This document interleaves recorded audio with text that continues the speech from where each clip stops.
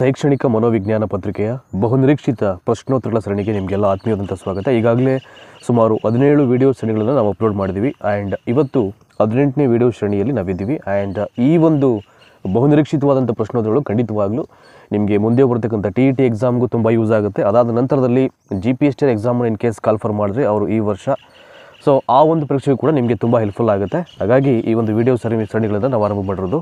So ಟೈಮನ್ನು ವ್ಯರ್ಥ ಮಾಡೋದು ಬೇಡ, ಮೊದಲನೇ ಪ್ರಶ್ನೆಯಿಂದ ಆರಂಭ ಮಾಡೋಣ ಬೇಗ. ಈಗ ನೋಡಿ, 106ನೇ ಪ್ರಶ್ನೆ.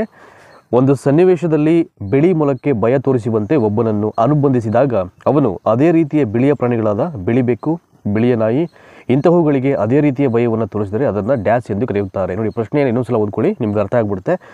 ಒಂದು ಸನ್ನಿವೇಶದಲ್ಲಿ ಬಿಳಿ ಮೊಲಕ್ಕೆ ಭಯ ತೋರಿಸುವಂತೆ ಒಬ್ಬನನ್ನು ಅನುಬಂಧಿಸಿದಾಗ ಅಂತ ಅಂದರೆ ಒಂದು ಭಯವನ್ನು ಉಂಟು ಮಾಡೋ ರೀತಿ ಅನುಬಂಧನೆಯನ್ನು ಏರ್ಪಡಿಸಿದಾಗ ಅಂತ ಅವನು ಅದೇ ರೀತಿಯ ಬಿಳಿಯ ಪ್ರಾಣಿಗಳಾದ ಏನು ಮಾಡ್ತಾರೆ, ಬಿಳಿಯ ಬೆಕ್ಕು, ಬಿಳಿಯ ನಾಯಿ ಮತ್ತು ಇಂತಹವುಗಳಿಗೆ ಅದೇ ರೀತಿಯ ಭಯವನ್ನು ತೋರಿಸಿದ್ರೆ ಅದನ್ನು ಏನಂತ ಕರಿತೀವಿ ಅಂತ. ಸೇಮ್ ಅದೇ ರೀತಿಯ ಭಯವನ್ನು ತೋರಿಸುವಂಥದ್ದು. ನೋಡಿ, 4 ಆಪ್ಷನ್ ಇದೆ. ವಿಭೇದೀಕರಣ, ಸಾಮಾನ್ಯೀಕರಣ, ಶುದ್ಧೀಕರಣ ಮತ್ತು ವಿಚಲನೆ ಅಂತ ಇದೆ 106ನೇ ಪ್ರಶ್ನೆಗೆ. ನೋಡಿ, ಆಪ್ಷನ್ ಬಿ ಇದೆಯಲ್ಲ, ಸಾಮಾನ್ಯೀಕರಣ ಅಂತ, ಇದು ಸರಿಯಾದಂಥ ಉತ್ತರ ಆಗಿದೆ. ಈ ಸಾಮಾನ್ಯೀಕರಣಕ್ಕೆ ಸಂಬಂಧಪಟ್ಟಂಥ ಪ್ರಶ್ನೆಗಳು ರಿಪಿಟೇಷನ್ ಆಗ್ತಾ ಇರುತ್ತೆ. ಸೊ ಈ ರೀತಿಯ ಪ್ರಶ್ನೆಗಳು ಬಂದಾಗ ಸ್ವಲ್ಪ ಇದಕ್ಕೆ ಹೆಚ್ಚಿನ ಒಂದು ಸಮಯವನ್ನು ಕೊಟ್ಟು ಅದನ್ನು ಅಭ್ಯಾಸಗಳನ್ನು ಜಾಸ್ತಿ ಮಾಡ್ಕೊಳ್ಳಿ ಇಂಥ ಒಂದು ಪ್ರಶ್ನೆಗಳು ಬಂದಾಗ. ಸೊ 107ನೇ ಪ್ರಶ್ನೆ. ಕೆಳಗಿನ ಯಾವ ಜೋಡಿ ಸರಿಯಾಗಿ ಹೊಂದಿಕೆಯಾಗಿದೆ ಅಂತ. ಕೆಳಗಿನ ಯಾವ ಜೋಡಿ ಸರಿಯಾಗಿ ಹೊಂದಿಕೆಯಾಗಿದೆ? ಆಡ್ಲರ್ ಕ್ರಿಯಾಜನ್ಯ ಅನುಬಂಧನ ಅಂದರೆ ಮನೋವಿಜ್ಞಾನಿಗಳು ಅವರು ಮಂಡಿಸಿದಂಥ ಸಿದ್ಧಾಂತಗಳನ್ನು ಕೊಟ್ಟಿದ್ದಾರೆ. ಸೊ ಯಾವ ವಿಜ್ಞಾನಿ ಯಾವ ಸಿದ್ಧಾಂತವನ್ನು ಮಂಡಿಸಿದ್ದಾರೆ ಅದಕ್ಕೆ ಸರಿಯಾದಂಥ ಒಂದು ಆಯ್ಕೆ ಅಥವಾ ಜೋಡಣೆಯನ್ನು ನಾವಿಲ್ಲಿ ಚೂಸ್ ಮಾಡಬೇಕಾಗುತ್ತೆ. ಯೂಂಗ್ ಏಡಿಪಸ್ ಕಾಂಪ್ಲೆಕ್ಸ್, ಫ್ರಾಯ್ಡ್ ಸಾಮೂಹಿಕ ಸುಪ್ತಚೇತನ, ವ್ಯಾಟ್ಸನ್ ಬಂದು ವರ್ತನವಾದ. JB ವಾಟ್ಸನ್ ಬಂದು that is the study of behaviour, ವರ್ತನವಾದ ಅದು ಸರಿ ಇದೆ. ಇನ್ನು ಆಡ್ಲರ್ ಕ್ರಿಯಾಜನ್ಯ ಅನುಬಂಧನ ಬರಲ್ಲ, ಅದು ಯೂಂಗ್ ಏಡಿಪಸ್ ಕಾಂಪ್ಲೆಕ್ಸ್ ಬರಲ್ಲ, ಸಿಗ್ಮಂಡ್ ಫ್ರಾಯ್ಡ್ ಬರಲ್ಲ, ಅದು ಸೈಕಾಲಜಿ ಬರುತ್ತೆ. ಇನ್ನು ಆಪ್ಷನ್ ಡಿ ಇದೆಯಲ್ಲ, JB ವಾಟ್ಸನ್ ವರ್ತನವಾದ ಅಂತ, ಆ್ಯಂಡ್ ಅದು ಸರಿಯಾದಂಥ ಉತ್ತರ ಆಗುತ್ತೆ 107ನೇದಕ್ಕೆ. Next question number 108. ಕ್ರಿಯಾಜನ್ಯ ಅನುಬಂಧನ ಕಲಿಕೆಯನ್ನು ಪ್ರತಿಪಾದನೆ ಮಾಡೋರು ಯಾರು ಅಂತ. ಕ್ರಿಯಾಜನ್ಯ ಅನುಬಂಧನ ಕಲಿಕೆಯನ್ನು ಯಾರು ಪ್ರತಿಪಾದನೆ ಮಾಡ್ತಾರೆ? ಥಾರ್ನ್ಡೈಕ್, ಸ್ಕಿನ್ನರ್, ವಾಟ್ಸನ್ ಮತ್ತು ಪೌಲೋವ್ ಅಂತ ಇದೆ 108ನೇದಕ್ಕೆ. ಆಪ್ಷನ್ ಬಿ ಇದೆಯಲ್ಲ, Skinner, it's right answer. So question number 109. ಈಗ BF ಸ್ಕಿನ್ನರ್ ಒಬ್ಬ ಡ್ಯಾಶ್ ಮನೋವಿಜ್ಞಾನಿ ಅಂತ, ಅಂದರೆ ಯಾವ ಒಂದು ಕ್ಷೇತ್ರದ ಮನೋವಿಜ್ಞಾನಿ ಅಂತ ಹೇಳಬೇಕು ಸ್ಕಿನ್ನರ್ನ ನಾವು. ಜರ್ಮನ್, ಬ್ರಿಟಿಷ್, ಅಮೇರಿಕನ್ ಮತ್ತು ಸ್ವಿಸ್ ಅಂತ ಇದೆ. ಯಾವ ದೇಶದ ಅಂತ. ಸೊ 109ನೇ ಪ್ರಶ್ನೆಗೆ ಆಪ್ಷನ್ ಸಿ ಇದೆಯಲ್ಲ, ಅಮೇರಿಕನ್ ಅಂತ ಆನ್ಸರ್ ಆಗುತ್ತೆ. ಈಗ ಕೂಡಿಸ್ಕೊಂಡು ಓದ್ಕೊಳ್ಳಿ, ನಿಮ್ಗೆ ಅರ್ಥ ಆಗುತ್ತೆ. BF ಸ್ಕಿನ್ನರ್ ಒಬ್ಬ ಅಮೇರಿಕನ್ ಮನೋವಿಜ್ಞಾನಿ, ಅಷ್ಟೇ simple. Next so let's go forward. Question number 110, 109ನೇ ಪ್ರಶ್ನೆ ನೋಡೋಣ. ಈಗ ಕ್ರಿಯಾಜನ್ಯ ಅನುಬಂಧನ ಕಲಿಕೆಯಲ್ಲಿ ಪುರಸ್ಕಾರ ಅಥವಾ ಪುಷ್ಟೀಕರಣ ಯಾವುದರ ಮೇಲೆ ಅವಲಂಬಿಸಿರುತ್ತದೆ ಅಂತ. ಕ್ರಿಯಾಜನ್ಯ ಅನುಬಂಧನ ಕಲಿಕೆಯಲ್ಲಿ ಪುರಸ್ಕಾರ ಅಥವಾ ಪುಷ್ಟೀಕರಣ ಯಾವುದರ ಮೇಲೆ ಅವಲಂಬಿತವಾಗಿರುತ್ತೆ? So we will see a 4 option. ಚಟುವಟಿಕೆ, ಅನುಕ್ರಿಯೆ, ಸರಿಯಾದ ಅನುಕ್ರಿಯೆ ಮತ್ತು ಯಾವುದೂ ಅಲ್ಲ ಅಂತಿದೆ 110ನೇ ಪ್ರಶ್ನೆಗೆ. ನೋಡಿ, ಆಪ್ಷನ್ ಸಿ ಇದೆಯಲ್ಲ ಇಲ್ಲಿ, ದಟ್ ಈಸ್ ಸರಿಯಾದ ಅನುಕ್ರಿಯೆ ಅಂತ, ಇದು ಕರೆಕ್ಟ್ ಆಗುತ್ತೆ. ಕ್ರಿಯಾಜನ್ಯ ಅನುಬಂಧನ ಕಲಿಕೆಯಲ್ಲಿ ಪುರಸ್ಕಾರ ಅಥವಾ ಪುಷ್ಟೀಕರಣ ಯಾವುದರ ಮೇಲೆ ಅವಲಂಬಿಸಿರುತ್ತದೆ? ಸರಿಯಾದ ಅನುಕ್ರಿಯೆ. ನೆಕ್ಸ್ಟ್ 111. ಕ್ರಿಯಾಜನ್ಯ, ಸೊ ಆಪರೆಂಟ್ ಅಂತಲೇ ಇಂಗ್ಲೀಷಲ್ಲಿದ್ದೀನ. ಈ ಕ್ರಿಯಾಜನ್ಯ ಅಂತಕ್ಕಂಥ ಪದವನ್ನು ಮೊದಲು ಸೃಷ್ಟಿ ಮಾಡಿದ್ರು ಯಾರು ಅಂತ, ಸೊ ಅಥವಾ ಪರಿಚಯ ಮಾಡಿದ್ರು ಯಾರು ಅಂತ ಅದಾಗುತ್ತೆ. ಅದು ಪೌಲೋವ್, ಥಾರ್ನ್ಡೈಕ್, ಸ್ಕಿನ್ನರ್, ಟೋಲ್ಮನ್ ಅಂತ ಇದೆ 111ನೇದಕ್ಕೆ. ಆಪ್ಷನ್ ಸಿ ಇದೆಯಲ್ಲ, ಸ್ಕಿನ್ನರ್ ಅಂತ ಸರಿಯಾದಂಥ ಆನ್ಸರ್ ಆಗುತ್ತೆ. ನೆಕ್ಸ್ಟು 112ನೇದು. ಧನಾತ್ಮಕ ಪುನರ್ಬಲನ ಅಂದರೆ ಏನು ಅಂತ. ಧನಾತ್ಮಕ ಪುನರ್ಬಲನ ಅಂದರೆ ಏನು? ನೋಡಿ, 4 ಆಪ್ಷನ್ ಇದೆ ಇಲ್ಲಿ. ದೈಹಿಕವಾಗಿ ಹಾಗೂ ಮಾನಸಿಕವಾಗಿ ನೋವನ್ನುಂಟು ಮಾಡ್ತಕ್ಕಂಥ ಒಂದು ಘಟನೆಯ ಬಳಕೆ ಅಂತ ಇದೆ. ಸೊ ಸೆಕೆಂಡ್ ಒನ್ನು ಭೌತಿಕ ಹೊಗಳಿಕೆಯ ಬಳಕೆ, ವರ್ತನೆಯನ್ನು ಪ್ರೋತ್ಸಾಹಿಸುವಂತಹ ಪದಗಳ ಬಳಕೆ, ಮಾನಸಿಕ ಆಘಾತಗಳ ಒಂದು ಬಳಕೆ ಅಂತ ಇದೆ. ಸೊ 112ನೇದಕ್ಕೆ ಸಿ ಇದೆಯಲ್ಲ, ವರ್ತನೆಯನ್ನು ಪ್ರೋತ್ಸಾಹಿಸುವಂಥ ಪದಗಳ ಬಳಕೆ ಸರಿಯಾದಂಥ ಉತ್ತರ ಆಗುತ್ತೆ. ನೆಕ್ಸ್ಟು 113ನೇ ಪ್ರಶ್ನೆ ನೋಡೋಣ. ಈಗ ಒಳನೋಟ ಕಲಿಕೆ, ಕ್ರಿಯಾಜನ್ಯ ಅನುಬಂಧನ, ಅಭಿಜಾತ ಅನುಬಂಧನ ಮತ್ತು ಪ್ರಯತ್ನ ದೋಷ ಅಂತ ಇದೆ. ಒಳನೋಟ ಕಲಿಕೆ, ಕ್ರಿಯಾಜನ್ಯ ಅನುಬಂಧನ, ಅಭಿಜಾತ ಅನುಬಂಧನ, ಡಿ ಪ್ರಯತ್ನ ದೋಷ ಅಂತ ಇದೆ 113ನೇ ಪ್ರಶ್ನೆ. ನೋಡಿ, ಆಪ್ಷನ್ ಬಿ ಇದೆಯಲ್ಲ, ಇದು ರೈಟ್ ಆನ್ಸರ್ ಆಗುತ್ತೆ, ಕ್ರಿಯಾಜನ್ಯ ಅನುಬಂಧನ. ಸೊ ನೆಕ್ಸ್ಟು 114ನೇ ಪ್ರಶ್ನೆ. ಇದು ಅಭಿಜಾತ ಹಾಗೂ ಕ್ರಿಯಾಜನ್ಯ ಅನುಬಂಧನ ಕಲಿಕೆಗಳಲ್ಲಿರತಕ್ಕಂಥ ವ್ಯತ್ಯಾಸ. ಅಭಿಜಾತ ಹಾಗೂ ಕ್ರಿಯಾಜನ್ಯ ಅನುಬಂಧನ ಕಲಿಕೆಗಳಲ್ಲಾಗಿರ್ತಕ್ಕಂಥ ವ್ಯತ್ಯಾಸ ಅಂತಿದೆ. ಕಲಿಕೆ, ಅನುಕ್ರಿಯೆ, ಪುನರ್ಬಲನ ಬಳಕೆಯ ವಿಧಾನ, ಅಂತರ್ದೃಷ್ಟಿ, ಎ ಮತ್ತು ಬಿ ಎರಡೂ ಅಂತ ಇದೆ 114ನೇ ಪ್ರಶ್ನೆ. ಆಪ್ಷನ್ ಡಿ ಇದೆಯಲ್ಲ, ಸೊ ಇದು ಸರಿಯಾದಂಥ ಆನ್ಸರ್ ಆಗುತ್ತೆ. ಎ ಮತ್ತು ಬಿ ಅಂತ ಇದೆ ಆಪ್ಷನ್ ಡಿಯಲ್ಲಿ. ನೋಡಿ, ಕಲಿಕೆ, ಅನುಕ್ರಿಯೆ ಮತ್ತು ಪುನರ್ಬಲನ ಬಳಕೆಯ ವಿಧಾನ ಇವೆರಡೂ ಕೂಡ ಆನ್ಸರ್ ಆಗುತ್ತೆ. ಹಾಗಾಗಿ ಡಿ ಏನು ಆಪ್ಷನ್ ಇದೆ ಅದು ರೈಟ್ ಆಗುತ್ತೆ. ಸೊ 115ನೇ ಪ್ರಶ್ನೆ. ಯಾವ ಕಲಿಕೆಯ ಸಿದ್ಧಾಂತವನ್ನು ಆರ್ ಅಂದರೆ ಅನುಕ್ರಿಯೆ ಅಂತ ಕರೀತಾರೆ ಕನ್ನಡದಲ್ಲಿ ಅದನ್ನು. ಸೊ ಮಾಧುರಿ ಸಿದ್ಧಾಂತ ಅಂತ ಕರೀತಾರೆ ಅಂತ. ಯಾವ ಕಲಿಕೆಯ ಸಿದ್ಧಾಂತವನ್ನು ಮಾಧುರಿ ಸಿದ್ಧಾಂತ ಅಂತ ಹೇಳ್ತಾರೆ? 4 ಆಪ್ಷನ್ ಇದೆ ಆ್ಯಸ್ ಯೂಶುವಲು. ಪಾವ್ಲೋವ್ರವರ ಸಾಂಪ್ರದಾಯಿಕ ಅನುಬಂಧನ ಸಿದ್ಧಾಂತ, ಸ್ಕಿನ್ನರ್ ಅವರ ಕ್ರಿಯಾಜನ್ಯ ಸಿದ್ಧಾಂತ, ಕ್ರಿಯಾಜನ್ಯ ಅನುಬಂಧನ ಸಿದ್ಧಾಂತ, ಟಾಂಡೈಕ್ರವರ ಪ್ರಯತ್ನ ಪ್ರಮಾದ ಕಲಿಕೆ ಸಿದ್ಧಾಂತ, ಕೋಹ್ಲಬರ್ಗ್ರವರ ಒಳನೋಟ ಕಲಿಕಾ ಸಿದ್ಧಾಂತ ಅಂತ ಇದೆ. ನೋಡಿ, ಇಲ್ಲಿ ನಿಮಗೆ ಈ 4 ಜನ ಮನೋವಿಜ್ಞಾನಿಗಳು ಮಂಡಿಸಿದಂಥ ಸಿದ್ಧಾಂತಗಳು ನಿಮಗೆ ಗೊತ್ತಾಗ್ಬಿಡುತ್ತೆ. ಆ್ಯಂಡ್ 115ನೇ ಪ್ರಶ್ನೆಗೆ ಸರಿಯಾದ ಉತ್ತರವನ್ನು ಕೂಡ ನೀವು ಕಂಡುಕೊಳ್ಬೋದು. ಅಂದರೆ ಒಂದೇ ಪ್ರಶ್ನೆಯಲ್ಲಿ and you will get 2 answers. 2 ಉತ್ತರಗಳನ್ನು ಭಾಳ ಆರಾಮಾಗಿ ನೀವು ಅದನ್ನು ಇಲ್ಲಿ ಗ್ರಹಿಸ್ಕೊಳ್ಬೋದು. ಯಾವ ಕಲಿಕೆಯ ಸಿದ್ಧಾಂತವನ್ನು ಆರ್ ಮಾದರಿ ಸಿದ್ಧಾಂತ ಅಂತ ಹೇಳ್ತೀವಿ ಅಂದರೆ ಇಲ್ಲಿ 115ನೇದಕ್ಕೆ ನೋಡಿ ಆಪ್ಷನ್ ಬಿ ಇದೆಯಲ್ಲ, ಇಲ್ಲಿ ಸ್ಕಿನ್ನರ್ ಅವರ ಕ್ರಿಯಾಜನ್ಯ ಅನುಬಂಧನ ಸಿದ್ಧಾಂತ ಅಂತ, ಅದು ಸರಿಯಾದಂಥ ಆನ್ಸರ್ ಆಗುತ್ತೆ. ಇನ್ನು ಉಳಿದವು ಕೂಡ ಮನೋವಿಜ್ಞಾನಿಗಳು ಮಂಡಿಸಿದಂಥ ಸಿದ್ಧಾಂತಗಳು, ಇದು ಕೂಡ ನಿಮಗೆ ಪ್ಲಸ್ ಪಾಯಿಂಟ್ ಆಗುತ್ತೆ ಇದನ್ನು ಓದ್ಕೊಂಡ್ರೆ. ಪಾವ್ಲೋವ್ರವರ ಸಾಂಪ್ರದಾಯಿಕ ಅನುಬಂಧನ ಸಿದ್ಧಾಂತ, ಟಾಂಡೈಕ್ ಮಂಡಿಸಿದ್ದು ಪ್ರಯತ್ನ ಪ್ರಮಾದ ಸಿದ್ಧಾಂತ, ಇನ್ನು ಕೋಹ್ಲಬರ್ಗ್ದು ಒಳನೋಟ ಕಲಿಕಾ ಸಿದ್ಧಾಂತ. ಇದು ಕೇಳ್ಬೋದು, ಕೋಹ್ಲಬರ್ಗ್ ಅವರ ಸಿದ್ಧಾಂತ ಯಾವುದು ಅಂತ ಕೇಳ್ಬೋದು, ಟಾಂಡೈಕ್ದು ಯಾವುದು ಅಂತ ಕೇಳ್ಬೋದು, ಸ್ಕಿನ್ನರ್ದು ಯಾವುದು ಅಂತ ಕೇಳ್ಬೋದು, ಮತ್ತು ಪಾವ್ಲೋವ್ದು ಯಾವುದು ಅಂತ ಕೇಳ್ಬೋದು ಅಲ್ವಾ. ನಿಮಗೆ ಇದಕ್ಕೆ ಯೂಸ್ ಆಗುತ್ತೆ. ಸೊ ಡೈರೆಕ್ಟ್ ಕ್ವಶನ್ಸ್ಗೂ ನಿಮಗೆ ಭಾಳ ಯೂಸ್ ಆಗುತ್ತೆ. ಸೊ ಆ ರೀತಿಯಾಗಿ ಕೆಲವೊಂದು ಪ್ರಶ್ನೆಗಳಿರ್ತಕ್ಕಂಥ ಒಂದು ಪ್ರಶ್ನೆಯಲ್ಲಿ ನಿಮಗೆ ಒಂದು 3 ರಿಂದ 4 ಪ್ರಶ್ನೆಗಳಿಗೆ ಉತ್ತರ ಸಿಗುತ್ತೆ. ಸೊ ಆ ವೇನಲ್ಲಿ ಯಾವಾಗಲೂ ಗ್ರಹಿಸಿಕೊಂಡು ನಾವು ಅದನ್ನು ಓದ್ಕೊಳ್ಬೇಕಾಗುತ್ತೆ, ಅಭ್ಯಾಸ ಮಾಡಬೇಕು. ನೆಕ್ಸ್ಟ್ 116ನೇ ಪ್ರಶ್ನೆ ನೋಡಿ. ಈಗ ಯೋಜಿತ ಹಾಗೂ ಅನುಕ್ರಮದ ವರ್ತನ ಬದಲಾವಣೆಗಳನ್ನು ಸೂಚಿಸುವ ಕಲಿಕಾ ಸಿದ್ಧಾಂತ. ಯೋಜಿತ ಹಾಗೂ ಅನುಕ್ರಮದ ವರ್ತನ ಬದಲಾವಣೆಗಳನ್ನು ಸೂಚಿಸ್ತಕ್ಕಂಥ ಕಲಿಕಾ ಸಿದ್ಧಾಂತ, ಕ್ರಿಯಾಜನ್ಯ ಅನುಬಂಧನ, ಅಭಿಜಾತ ಅನುಬಂಧನ, ಒಳನೋಟ ಕಲಿಕಾ ಸಿದ್ಧಾಂತ, ಪ್ರಯತ್ನ ಪ್ರಮಾದ ಕಲಿಕಾ ಸಿದ್ಧಾಂತ ಇದೆ. 115 ನೋಡಿ ಆಪ್ಷನ್ ಎ ಇದೆಯಲ್ಲ, ಕ್ರಿಯಾಜನ್ಯ ಅನುಬಂಧನ ಅಂತ, ಇದು ಇದಕ್ಕೆ ಸರಿಯಾದಂಥ ಉತ್ತರ ಆಗುತ್ತೆ. So let's go forward. Question number 117 ನೋಡೋಣ. ಈಗ that is the question is, ಕೆಳಗಿನವುಗಳಲ್ಲಿ ಸ್ಕಿನ್ನರ್ ಅವರು ಅಂಗೀಕರಿಸುವಂತೆ ಕಲಿಕೆಗೆ ಅವಶ್ಯಕವಾದ ಅಂಶ ಯಾವುದಾಗಿದೆ? ಕೆಳಗಿನವುಗಳಲ್ಲಿ ಸ್ಕಿನ್ನರ್ ಅವರು ಅಂಗೀಕರಿಸುವಂತೆ ಕಲಿಕೆಗೆ ಅವಶ್ಯಕವಾದಂಥ ಅಂಶ ಯಾವುದಾಗಿದೆ? ನೋಡಿ, ಎ ಬಿ ಸಿ ಡಿ ಅಂತ ಇದೆ. ಮೊದಲನೇ ಆಪ್ಷನ್ ಬಂದು ಕಲಿಕಾಕಾರನು ಏನನ್ನಾದರೂ ಮಾಡಲೇಬೇಕು, ಕಲಿಕಾಕಾರನು ಯಾವುದಾದ್ರೂ ಸಮಸ್ಯೆಯನ್ನು ಪರಿಹರಿಸಲೇಬೇಕು, ಕಲಿಕಾಕಾರನು ಯಾವುದಾದ್ರೂ ಅವಶ್ಯಕತೆಗಳನ್ನು ಹೊಂದಿರಲೇಬೇಕು, ಕಲಿಕಾಕಾರನು ಏನನ್ನಾದರೂ ಗಮನಿಸಬೇಕು ಅಂತ ಇದೆ. ಸೊ ಕ್ವಶನ್ ನಂಬರ್ 117, ಕೆಳಗಿನವುಗಳಲ್ಲಿ ಸ್ಕಿನ್ನರ್ ಅಂಗೀಕಾರ ಮಾಡದಂತೆ ಕಲಿಕೆಗೆ ಅವಶ್ಯಕವಾದ ಅಂಶ ಯಾವುದು ಅಂತ ಇದೆ ಅವನ ಪ್ರಕಾರ. ಸೊ ಆ್ಯಸ್ ಪರ್ ಸ್ಕಿನ್ನರು 117ನೇ ಪ್ರಶ್ನೆಗೆ ನೋಡಿ ಆಪ್ಷನ್ ಏದಿಲ್ಲ, ಮೊದಲನೇ ಆಪ್ಷನ್ನು ಕಲಿಕಾಕಾರನು ಏನನ್ನಾದರೂ ಮಾಡಲೇಬೇಕು ಅಂತಕ್ಕಂಥದ್ದು ಸ್ಕಿನ್ನರ್ ಅವರು ಅಂಗೀಕರಿಸುವಂತೆ ಕಲಿಕೆಗೆ ಅವಶ್ಯವಾಗಿರತಕ್ಕಂಥ ಒಂದು ಅಂಶ ಆಗಿದೆ ಇದು. ನೆಕ್ಸ್ಟ್ 118, ಬೋಧನಾ ಕಲಿಕೆಯ ತಂತ್ರದ ಪರಿಣಾಮ ಪ್ರಮುಖವಾಗಿ ಈ ಅಂಶದ ಮೇಲೆ ಅವಲಂಬನೆಯಾಗಿದೆ. ಬೋಧನಾ ಕಲಿಕೆಯ ತಂತ್ರದ ಪರಿಣಾಮ ಪ್ರಮುಖವಾಗಿ ಈ ಅಂಶದ ಮೇಲೆ ಅವಲಂಬನೆಯಾಗಿದೆ. ನೋಡಿ, ಮೊದಲನೇದು ಬಂದು ಕಲಿಯುವವನ ಗುಣಲಕ್ಷಣಗಳ ಮೇಲೆ, ಶಿಕ್ಷಕರ ಅನುಭವ ಹಾಗೂ ಅವನ ತಂತ್ರದ ಮೇಲೆ, ಬೋಧಿಸುವ ವಿಷಯದ ಮೇಲೆ, ವಿವಿಧ ಶೈಕ್ಷಣಿಕ ಗುರಿಗಳಿಗೆ ಕೊಟ್ಟ ಆದ್ಯತೆಯ ಮೇಲೆ ಅಂತ ಇದೆ. ಸೊ 118 ಕೊನೆಯದಿದೆಯಲ್ಲ ಆಪ್ಷನ್ ಡಿ, ವಿವಿಧ ಶೈಕ್ಷಣಿಕ ಗುರಿಗಳಿಗೆ ಕೊಟ್ಟಂಥ ಆದ್ಯತೆಯ ಮೇಲೆ ಬೋಧನಾ ಕಲಿಕೆ ಅಂತಕ್ಕಂಥ ತಂತ್ರದ ಪರಿಣಾಮವಾಗಿ ಸೊ ಈ ಒಂದು ಅಂಶ ಅದರ ಮೇಲೆ ಅವಲಂಬಿತವಾಗಿರುತ್ತೆ ಅಂತ. ಸೊ ನೆಕ್ಸ್ಟು 119 ಕ್ವಶನ್ ನಂಬರ್ 119 ನೋಡೋಣ. ಈಗ ಒಂದು ಮಗು ಯಾವಾಗ ಉತ್ತಮ ಸಾಧಕನಾಗುತ್ತೇನೆಂದರೆ ಅವನ ಪೋಷಕರು. ಒಂದು ಮಗು ಯಾವಾಗ ಉತ್ತಮ ಸಾಧಕನಾಗುತ್ತಾನೆಂದರೆ ಅವನ ಪೋಷಕರು ಏನು ಮಾಡಬೇಕು ಅಂತ. ಅವನು ಉತ್ತಮ ಸಾಧಕನಾಗಬೇಕಾದ್ರೆ ಅವನ ಪೋಷಕರ ಪಾತ್ರ ಏನಿರುತ್ತೆ ಅಂತ. ಅವನ ವರ್ತನೆಯ ಬಗ್ಗೆ ತಟಸ್ಥರಾಗಿದ್ದಾಗ, ಅವನ ವರ್ತನೆಯನ್ನು ಶಿಕ್ಷಿಸಿದಾಗ, ಸಾಧನೆಯ ವರ್ತನೆಯನ್ನು ಪುರಸ್ಕರಿಸಿದಾಗ, ಅವನ ವರ್ತನೆಯನ್ನೇ ಕಡೆಗಣಿಸಿದಾಗ. ಸೊ ಈ ಒಂದು ಪ್ರಶ್ನೆಗಳು ಬಂದಾಗ ನೀವು ತುಂಬ ಡೀಪಾಗಿ ಓದ್ಕೊಂಡು ಅರ್ಥ ಮಾಡ್ಕೊಂಡು ಬಿಡಿಸ್ತಕ್ಕಂಥ ಅವಶ್ಯಕತೆ ಇಲ್ಲ. ಸೊ ಭಾಳ ಈಸಿಯಾಗಿ ನಮಗೆ ಡೈರೆಕ್ಟಾಗಿ ಗೊತ್ತಾಗ್ಬಿಡುತ್ತೆ ಇಂಥ ಪ್ರಶ್ನೆಗೆ ಹೆಂಗೆ ಬಿಡಿಸ್ಬೇಕು ಅಂತ. ಸೊ 119ನೇ ಪ್ರಶ್ನೆಗೆ ಸೊ 100% ಅವನ ವರ್ತನೆಯನ್ನು ಅವನು ಅಚೀವ್ಮೆಂಟ್ ಮಾಡಲಿಕ್ಕೆ ಏನು ಒಂದು ಬಿಹೇವಿಯರ್ ಇರುತ್ತೆ, ಅವನಿಗೆ ಒಂದು ಪಾಸಿಟಿವ್ ಬಿಹೇವಿಯರ್, ಅದನ್ನು ಏನು ಮಾಡಬೇಕು, ನಾವು ಎನ್ಕರೇಜ್ ಮಾಡಬೇಕು, ಅದಕ್ಕೆ ಪುರಸ್ಕಾರ ಮಾಡಬೇಕು. ಸಿಂಪಲ್. ಹಾಗೆ ಮಾಡಿದ್ರೆ ಮಾತ್ರ ಒಬ್ಬ ಉತ್ತಮ ಸಾಧಕನಾಗಲಿಕ್ಕೆ ಅವನಿಗೆ ಸಾಕ್ಷಿ ಆಗುತ್ತೆ. ಅಂದರೆ ಅವ್ರ ಪೋಷಕರು ಕೂಡ ಹೆಲ್ಪ್ ಮಾಡ್ದಂಗೆ ಆಗುತ್ತೆ. ಸೊ ಇಂಥ ಪ್ರಶ್ನೆಯನ್ನು ನೀವು ನೇರವಾಗಿ ಬಿಡಿಸ್ಕೊಳ್ಬೋದು, ತೊಂದರೆ ಇಲ್ಲ. ಸೊ 120ನೇ ಪ್ರಶ್ನೆ, ಪುಷ್ಟೀಕರಣ ನೀಡತಕ್ಕಂಥ ಕ್ರಮಗಳನ್ನು ಅಭಿವೃದ್ಧಿಪಡಿಸ್ತವ್ರು ಯಾರು ಅಂತ. ಪುಷ್ಟೀಕರಣ ನೀಡುವ ಕ್ರಮಗಳನ್ನು ಅಭಿವೃದ್ಧಿಪಡಿಸ್ತವ್ರು ಯಾರು? ಹಲ್, ಟೋಲ್ಮನ್, ಸ್ಕಿನ್ನರ್ ಮತ್ತು ಟಾಂಡೈಕ್ ಅಂತ ಇದೆ. ಹಲ್, ಟೋಲ್ಮನ್, ಸ್ಕಿನ್ನರ್ ಮತ್ತು ಟಾಂಡೈಕ್ ಅಂತ ಇದೆ. ಸೊ 120ಕ್ಕೆ ಆಪ್ಷನ್ ಸಿ ಇದೆಯಲ್ಲ, Skinner, it's a right answer. Next and we will go forward. Question number 121, ಪುಷ್ಟೀಕರಣದಿಂದ ಉದ್ದೀಪನ ಅನುಕ್ರಿಯೆಯ ಸಂಪರ್ಕವು ಅಂತ. ಪುಷ್ಟೀಕರಣದಿಂದ ಉದ್ದೀಪನ ಅನುಕ್ರಿಯೆಯ ಸಂಪರ್ಕವು ದೃಢಗೊಳ್ಳುತ್ತದೆ, ದುರ್ಬಲಗೊಳ್ಳುತ್ತದೆ, ಯಾವುದೇ ಪರಿಣಾಮ ಬೀರಲ್ಲ, ಉಂಟಾಗಲ್ಲ ಅಂತ ಇದೆ. 120 ನೋಡಿ ಆಪ್ಷನ್ ಎ ಇದೆಯಲ್ಲ, ಪುಷ್ಟೀಕರಣದಿಂದ ಉದ್ದೀಪನ ಅನುಕ್ರಿಯೆಯ ಸಂಪರ್ಕವು ಏನಾಗುತ್ತೆ, ದೃಢಗೊಳ್ಳುತ್ತೆ. ನೆಕ್ಸ್ಟ್ ಕ್ವಶನ್ ನಂಬರ್ 122 ನೋಡೋಣ. ಕೆಳಗಿನ ಯಾವ ಸಂದರ್ಭದಲ್ಲಿ ಅನುಕ್ರಿಯೆಯ ಪ್ರಮಾಣ ಕಡಿಮೆಯಾಗುವ ಸಾಧ್ಯತೆ ಇದೆ ಅಂತ. ಕೆಳಗಿನ ಯಾವ ಸಂದರ್ಭದಲ್ಲಿ ಅನುಕ್ರಿಯೆಯ ಪ್ರಮಾಣ ಕಡಿಮೆಯಾಗುವ ಸಾಧ್ಯತೆ ಇದೆ? ನೋಡಿ ಆಪ್ಷನ್ ಬಿ ಇದೆಯಲ್ಲ, ಇದಕ್ಕೆ ರೈಟ್ ಆನ್ಸರ್ ಆಗುತ್ತೆ. ಕೆಳಗಿನ ಯಾವ ಸಂದರ್ಭದಲ್ಲಿ ಅನುಕ್ರಿಯೆಯ ಪ್ರಮಾಣ ಕಡಿಮೆಯಾಗಲಿಕ್ಕೆ ಸಾಧ್ಯತೆ ಇದೆ ಅಂದರೆ ಅನುಕ್ರಿಯೆಯ ನಂತರ ಋಣಾತ್ಮಕ ಪುನರ್ಭವನವಿದ್ದಾಗ ಅಂತ. ಅನುಕ್ರಿಯೆಯ ನಂತರ ಋಣಾತ್ಮಕ ಪುನರ್ಭವನ ಇದ್ದಾಗ ಏನಾಗುತ್ತೆ, ಸೊ ಅನುಕ್ರಿಯೆಯ ಪ್ರಮಾಣ ಕಡಿಮೆ ಆಗ್ತಕ್ಕಂಥ ಸಾಧ್ಯತೆ ಇದ್ದೇ ಇರುತ್ತೆ. ಸ್ವಲ್ಪ ಪಾಸ್ ಕೊಡ್ತೀನಿ ಈಗ.